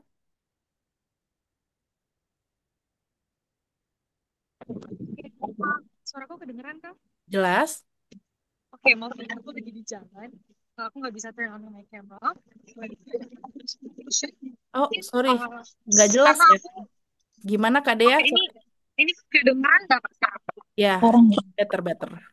Oke, sorry. Jadi aku kan tanggal 3 September ini, aku dari NTT. Dan aku tanggal 3 September ini mau ke Jakarta untuk mulai ngurus apostil berkas sama sekalian ngurus visa. Sekalian juga, tapi untuk SA sendiri aku sudah nitip. Nah, untuk asli GPJ sendiri ini Kak, saran dari Kakak menurut Kakak sebaiknya ketika aku ngurus visa aku bawa sekalian ataukah mungkin ketika aku ngambil SA itu aku bawa juga sekalian asli GPJ atau kapan waktu yang tepat aku bisa ngurus asli? Thank you. Oke, kalau nggak salah kapan waktu yang tepat untuk ngurus asli Gibidir ya? Pas ngurus visa, ya nggak sih teman-teman? Bener ya? Pas ngurus Ya, visa Kak. barengan sama asli Gibidir. Yang SA aja duluan. Habis itu kalau udah selesai SA baru visa dan asli Gibidir. Itu ya Kak Dea ya. Semoga menjawab. Oke, ada lagi teman-teman? Kayaknya udah nggak ada ya. Kalau udah nggak ada yang raise hand, pas banget ini udah jam 9. Kurang lebih udah 2 jam kita sharing-sharing di sini. Mungkin masih banyak ya pertanyaan yang belum terjawab. Tapi teman-teman malah nanya di kolom komen. Maaf banget kalau nggak bisa kejawab semua di kolom komen. Karena sebenarnya tadi teman-teman punya kesempatan untuk raise hand. Tapi nanti bisa aja tanya-tanya di grup chat ya. Seperti itu di grup chat apapun yang kalian punya. Di Melek Beasiswa bisa, di grup chat yang dibuat sama Our di YTB juga bisa, silahkan banget cari informasi sebanyak-banyaknya aja. Oke, kalau misalkan udah nggak ada pertanyaan lagi, aku anggap ini udah selesai ya teman-teman ya. Jadi selamat semuanya teman-teman Tebri Claire, we are so proud of you ya. Bangga banget aku melihat teman-teman walaupun mungkin kita belum kenal atau belum pernah ketemu sebelumnya ya. Aku turut bangga juga dan mengucapkan selamat untuk teman-teman semuanya yang udah resmi menjadi awardee YTB 2025. Ini benar-benar baru permulaan banget. Jadi nanti masih panjang banget perjalanannya. Jadi semangat ya untuk teman-teman semuanya. Siapkan mental, siapkan waktu, tenaga, dan juga dana pastinya seperti itu ya. Dan untuk nanti teman-teman yang ini ada Kak Jauhara yang tanya, yang mau dibantu untuk urus visa dan apostil dan semuanya tanpa harus ke Jakarta, teman-teman bisa langsung aja chat admin WhatsApp Melek Beasiswa ya. Nanti dibalasnya besok, hari ini sudah off, besok di jam kerja lagi. Oke, jadi terima kasih banyak semuanya. Aku harap nanti teman-teman juga punya visi dan misi yang sama, mau juga sharing-sharing ke orang-orang lain, ke scholarship hunters yang lain terkait perjalanan dan beasiswa kalian ke Turki.